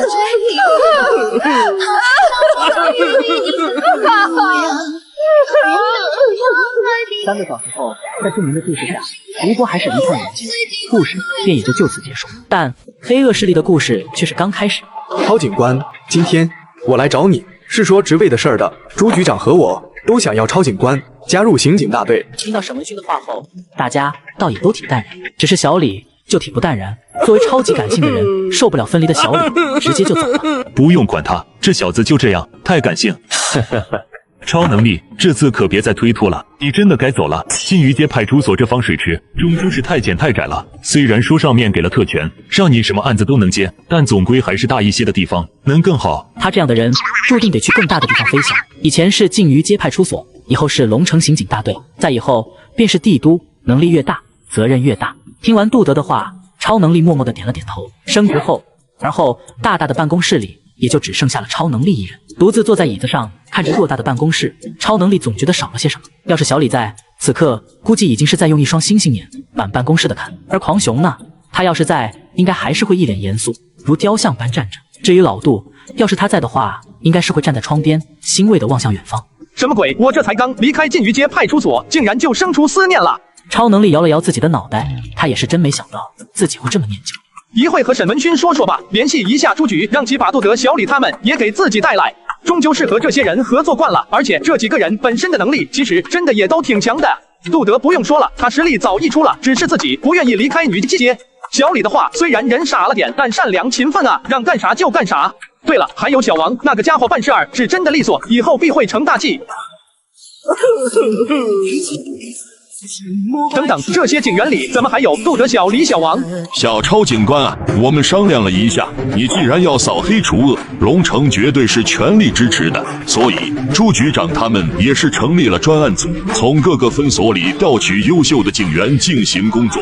你看这边还有其他需要帮忙的吗？不用，有他们在已经足够了。现在我宣布，龙城7月扫黑除恶专案新司正式成立。扫黑除恶必须立马执行，容不得懈怠。就在刚刚，超能力只是随口一提，结果龙城这边连夜就直接成立下专案组来跟随自己。看着所有警员这肃穆敬礼，超能力的心中颇为触动。直到现在的他，都还有一些小满足。此次行动由超能力警官为专案组组长，负责公布各个恶势力窝点以及行动开始和结束的调度，其余小队全力配合抓捕工作。罢了，既然都开始了，那接下来我便也就让这突如其来的插曲内容成为我进入刑警大队之后的第一次落刀吧。黑社会的地盘大多都藏得很严，所以我决定搞出一套更厉害的道法，准确的说是阵法出来。听完超能力的解释，在场的所有帽子叔叔又一句卧槽。阵法？是的，就是阵法。接下来你们配合我就好了。等阵法全成，龙城所有的黑社会，我也就都能具体的算出来了。不理会惊呆的众人，超能力走到了操练场中央。而后，整个操练场开始崛起。6人合落阵由此刻始，人观砍离对训阵阵。而后，在超能力一阵我们都看不懂的操作下，所有人都是压制。就这样，1分钟、2分钟、3分钟，起来！超警官这就全算出来了，还愣着做什么？快，别站着了，快去拿笔记下来。龙城黄河洗脚城，龙城冰火 KTV， 龙城汽车维修城。接下来，超能力说出龙城大大小小共有76个黑社会窝点，76个窝点，有同属于一个组织的，也有那些特别小的。但无论是怎样的，超能力现在都已经是将其全部算出。可以了，一共有76个。当超能力这句话落罢，周围的帽子叔叔们已经是不知道说什么好了。现在的他们全都觉得一切仿佛像是在做梦。朱局长，龙城黑社会们的窝点都查出来了，接下来我们可以行动了。那就行动。至于具体哪个小队去哪边什么的，都由超警官你来分配。超能力目光再次看向了众帽子叔叔，看着这些人直接进行请分配。专案组一共25个行动小队，现在分别来领各自的任务。除1、2、3、4队外，每个小队都需要领3个任务。至于1、2、3、4队，你们4队组成一个大队。窝点中有3个窝点是超级大窝点，你们的任务是将这2个大窝点直接端掉。任务要求只要把我给到的地点里的人全都抓回来，其余人不用管。超能力的分配进行完，朱局长突然又想到了什么。超能力在行动的时候，如果一些中心角色跑掉了怎么办？跑不掉的，每个组织都标注了这2天的抓捕时间，会提前跑的咱就提前抓，跑得慢的咱就慢点抓。至于最后真的跑了也没关系，我会把那些跑了的角色的位置再具体的算出来，一一进行抓捕。麻了，真的已经麻木了，还标注了时间，这不就是把嫌疑人都送到脸前了，就差铐个手铐就带回来了。只能说超警官牛逼，第一次发现执行任务竟然能这么多简单。在听完计划后，接下来各个小队便也就都具体的执行任务，而后领完任务，接下来大家便也就根据你的任务要进行时间进行前期的安排。这一天，龙城几乎大大小小的街道都能看到小队，按着的超能力指引，各小队都开始配合行动。超能力的第26小队也是悠哒哒的来到了龙城一家洗脚城外。这家店门市凄凉，看样子仿佛都要倒闭了。小超警官，这里真的是望春的老巢。沈队，别怀疑。而后沈文勋扭头看着其他人，杜德、狂熊、小王全都点了点头。超警官，各位警官，今天怎么有空来小店啊？认识山猫和长冲吗？超警官在说什么？我怎么听不懂？望春这条街上最大的高利贷组织。超警官，这是什么话？你看我这店也是都快干不下去了，要真是什么高利贷的，肯定装饰的富丽堂皇啊。你们又不是用洗脚城赚钱，布置的那么好做什么？超警官，要不咱们去楼上坐坐，慢慢说。这人摆明存了歪心思，到了楼上不知道要干嘛。一旁超能力便已经是笑着应下对方了，而后和杜德想象的一样，2楼上果然有问题。上了2楼的一个房间，刚进去，超能力等人便也就被几十个拿着棍棒的人团团围住。只不过超能力等人往前进一步，这些打手便会往后退一步。一般的黑社会终究还是不敢去和帽子叔叔硬刚，这是要杀人灭口了。超警官，你想多了，我们怎么可能和帽子叔叔作对？我们只是想要个机会。你昨天直播完说要解决黑社会后，我们也就已经准备要逃了，只是暂时出了些问题，所以现在才还在这里。你放我们一马，我们立刻离开龙城，并且以后再不乱来。你觉得可能吗？超警官，我们这里可还剩着几十个人。你是在威胁吗？靠你们这远超于我们的人数。超警官，其实我们真没干过什么。没干过什么，到局子里被查一查不就知道了。看着谈话谈崩，瘦小男人拳头不留的攥起。超警官，我们也不想的。一句话落，瘦小男人身边的纹身混子们都站了出来。几十个人对付6个人，怎么看他们都还是有胜算。6对60，优势可是在我呢。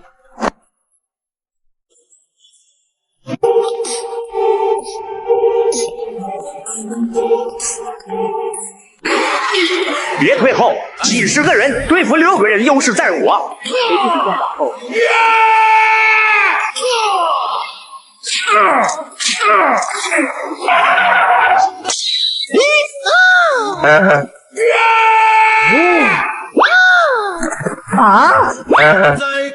短短3分钟后，几人便赤手空拳地干倒了一片手拿棍棒的黑社会，然后超能力一路畅通无阻地走到了望春2把手的面前。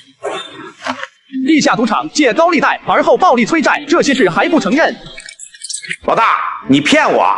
这个超能力他妈的不是人啊！别说抵抗了，几十个人对6个，他们连一根头发都没掉下来。超警官，我也是被逼的，全都是曹尊飞，所有都是他带我们做的。他说昨天让我们再等等，说帽子叔叔暂时还来不了，结果自己提前给跑了。听他的话，不仅是小李、小王笑喷了，就连一向冷着脸的狂熊都笑了。好家伙，感情是这组织里的老大，把他们给卖了。放心吧，你们跑不了，你们老大也跑不了，有我们超警官在，稍微一算，你们老大也就现形了。事实上都不用再去算了。常言道，最危险的地方就是最安全的地方。你们的虎哥一直都在这边偷偷的藏着呢。听到超能力的话，在场的所有人都是一怔，而书柜后所躲藏的那个人，在听到超能力的话，也是再也克制不住，身子不由得就颤了起来。我操你妈的曹尊飞，你躲着让我们在前面抗！兄弟，兄弟个屁！一天天说的比唱的好听，真是个王八犊子。超警官，你是怎么发现我的？你那么重的呼吸声，想不发现都难。曹宗飞懵了，望春的成员们也懵了，就连小李等人也懵了。本来还想着超能力士又用了什么新道法，没想到最后的原因竟是这么多平凡。老板走了，我们没工作了，接下来不知道该怎么办了。对呀，这段时间找工作头都大了，面了好几家都不太合适，不知道该怎么办。这有啥好愁的？找平台实地验证过的普工工作呀，有保障还放心，还得是58同城，找工作上岗快呀，还能 AI 面试，边聊天边求职，效率超高，而且24小时不回复，平台直接赔付，工作搞定还能找房东直接租房，很方便，事事可成58同城。谢谢超警官，我这就去物色一下。一个小型黑社会组织就这样被端掉，再将这些人全都带回到公安局后，紧接着超能力小队便也就又开始了新的行动。一个又一个的小型黑社会组织被超能力小队端掉。在第7次行动结束后，超能力看向了沈文旭。今天的这第8次出行也是最后一次出行，我们去货社那里把他们给端掉。龙城地下大型的黑社会组织一共有3个，货社便是3个大型组织里面的一个。看着眼前清新优雅的咖啡店，不止沈文勋，就连杜德和小李都不由得生出怀疑。零下一度是前2年龙城兴起的咖啡店，因装扮清新、服务优质而出名。整个龙城至少有20家旗的连锁店。超能力现在竟然说这里是货社的老窝，这让他们怀疑自己到底是来这里抓人的，还是喝咖啡的。欢迎光临，请问要喝点什么？我想你应该有话想和我说。这时沈文勋和杜德对视一眼，两人很是敏锐地察觉到了整个咖啡厅气氛的怪异。不愧是小超警官，不知道货社大佬的妹妹黄苏水现在有没有做好准备和我们走一趟呀？小超警官这是说什么话呢？我可是做正经生意的，这店里的一砖一瓦可都是我的心血呢。正经生意？难道正经停更了在里面？超能力指了指上面写着闲人免入4个大字的木门。那介意我去那个门脸后面看看吗？白天这里是咖啡馆，可每到晚上收到邀请函的客人们都会来这里体验一把龙城最好的夜店，不是吗？看着超能力，黄苏水愣了愣，而后也不装了，再装就是打脸了。早就听说过超警官，今天见了果然是名不虚传。超警官，各位警官，咱们交个朋友怎么样？我这个人对朋友可是大方得很。你知道贿赂帽子叔叔要被判多久吗？什么叫贿赂？我这只是交朋友。可惜我不太喜欢和社会渣子交朋友。你不要，我要。看来超警官不太喜欢我，那只能下次再见了。小王动手！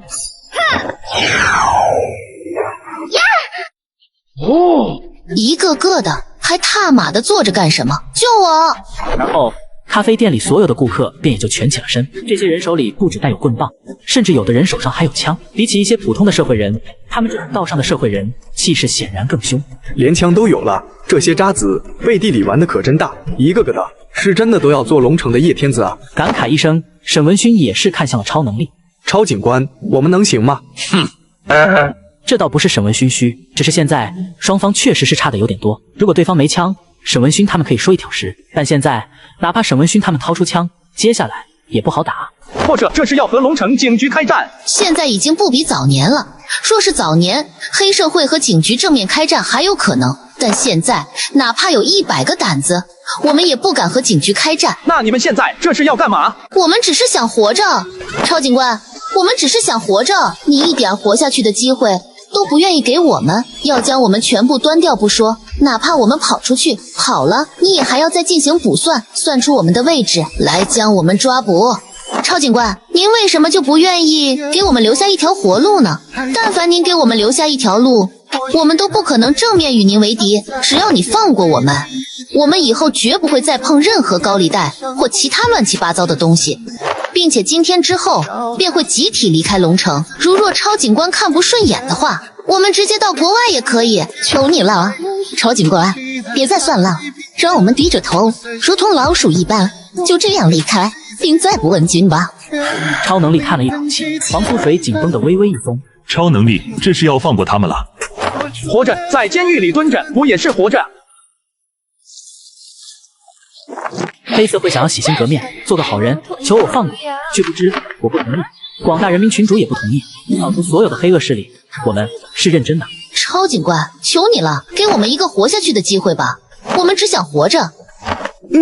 活着在监狱里蹲着，不也是活着？从始至终，超能力都不可能放过他们，说要让他们完蛋，那就绝不会让人赢。既然超警官你要赶尽杀绝，那我们也就只能进行死前的反扑了。动手！陆德可能正好上前帮忙，却直接被超能力用眼神制止。啊！你们且等着，准备好手铐就行。开枪！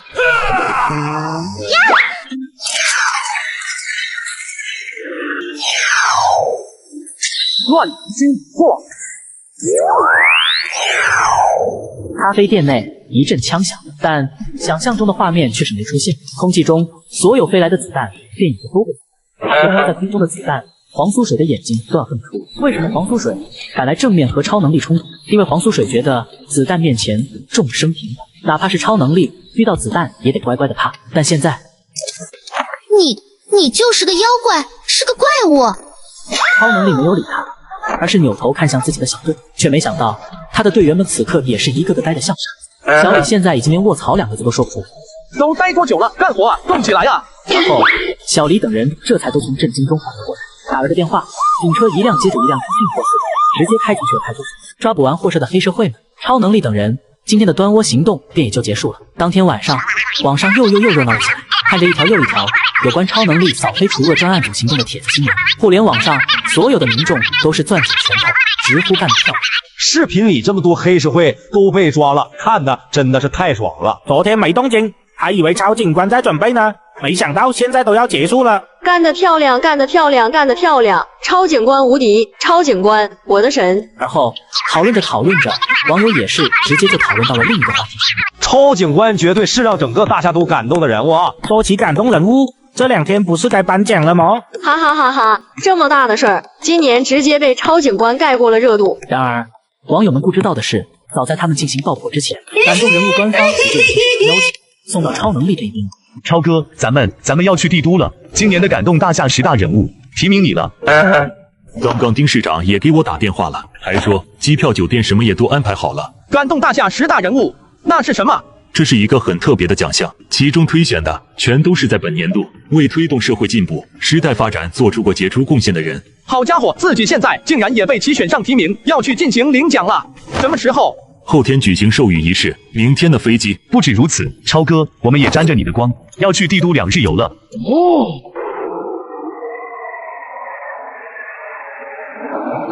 大夏帝都刚下飞机，小李还没来得及感叹帝都机场的豪华，一位身材纤瘦、样貌较好的空姐便微笑着向超能力几人走来。您好，是超警官、杜警官、李警官对吧？欢迎几位来到帝都，我们为您准备了 VIP 通道，请跟我来。走吧。这一路畅通无阻，甚至没有任何一道安检。5分钟后，看到一张熟悉的脸时，几人更是疑惑了，是许久未见的小黑。小黑，你怎么在这？之前只知道小黑是个富二代，但却没有想到竟然是在帝都也有关系。他是来体验生活的吧？又是摄影师，又是外卖小哥，还是主播，还有什么是他不会的？因为我女友来的有点突然，也没和你们打招呼，就先回帝都了。不过我一收到消息说你们也过来了，我就立马安排了这些。除此之外，他对于直播让俩小混混差点跑了的事，心里也是很在意。这2天，他甚至开始怀疑自己直播超能力到底是对还是不对。你的直播做事破案，对我不会有任何的影响。相反，你时时刻刻跟着我，反而还会帮助我许多。很多想犯罪的人通过你的直播了解到我，立刻就怂了。而那些陷入绝望的人呢，也是通过你的直播看到我后，纷纷的就都有了希望。看着超能力，小黑笑意一顿，鼻尖一阵酸涩。幸好超能力没有误解他。一阵感动流鼻涕的巴拉巴拉后，大家也不是很疲累，所以到了酒店后便倒头就睡了。因为都是一些巴拉巴拉感动流鼻涕的话，我知道老铁们不想听，就直接开加速跳过了。你们不必感谢我，这是我应该做的。4日一早，感动大厦10大人物的颁奖现场。感动大厦10大人物的授予记表彰仪式正式开始。剑石，不知你最近有没有听过一个词儿？好了，你不说我都知道是什么了，倒是帽子叔叔，对吧？我的天，剑石，你怎么变聪明了？我秒问，你秒答。那能不秒答吗？现在你随便问问，谁不知道咱小超道长？小超道长，不，人现在可是我们大夏9州的超警官。2个主持人开始往外超能力，现场网上所有的观众也是瞬间都沸腾到了一个新高度。虽说都是英雄，虽说都是感动，但要论影响力，这场颁奖典礼上唯一的神，却也真的只有超能力一人。龙城派出所前突然出现一个小道士，那时候所有人都不知道他将带给大夏多么大的震撼。一朝入世，不争名利，不慕钱权，为国为民。面对恶徒，勇往直前，从不后退。面对不公，为民请命，惩恶扬善。因为有他在，丑恶退散；因为有他在，法网越织越密；因为有他在，阳光更加灿烂地普照在大夏大地。接下来，让我们有请最强道士帽子叔叔，超能力超警官上场。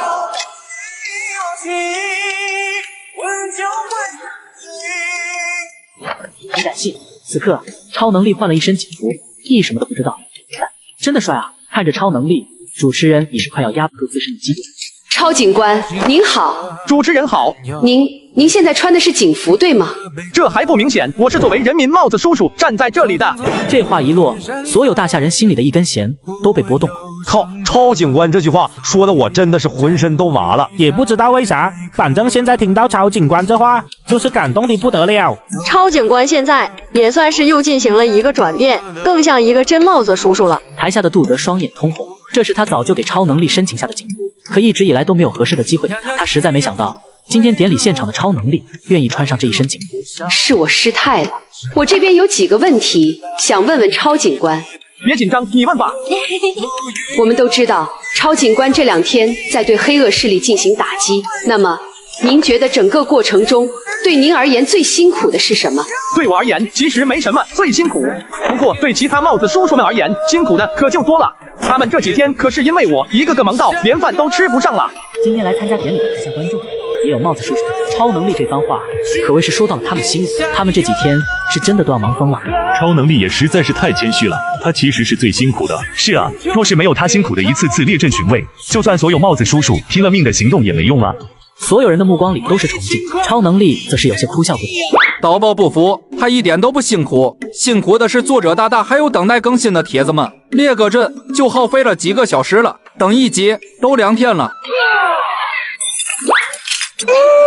超警官真是太谦逊了。不过超警官说的也对，我们现在也确实是该将9州所有正在忙碌着的人民帽子叔叔进行真挚的感谢。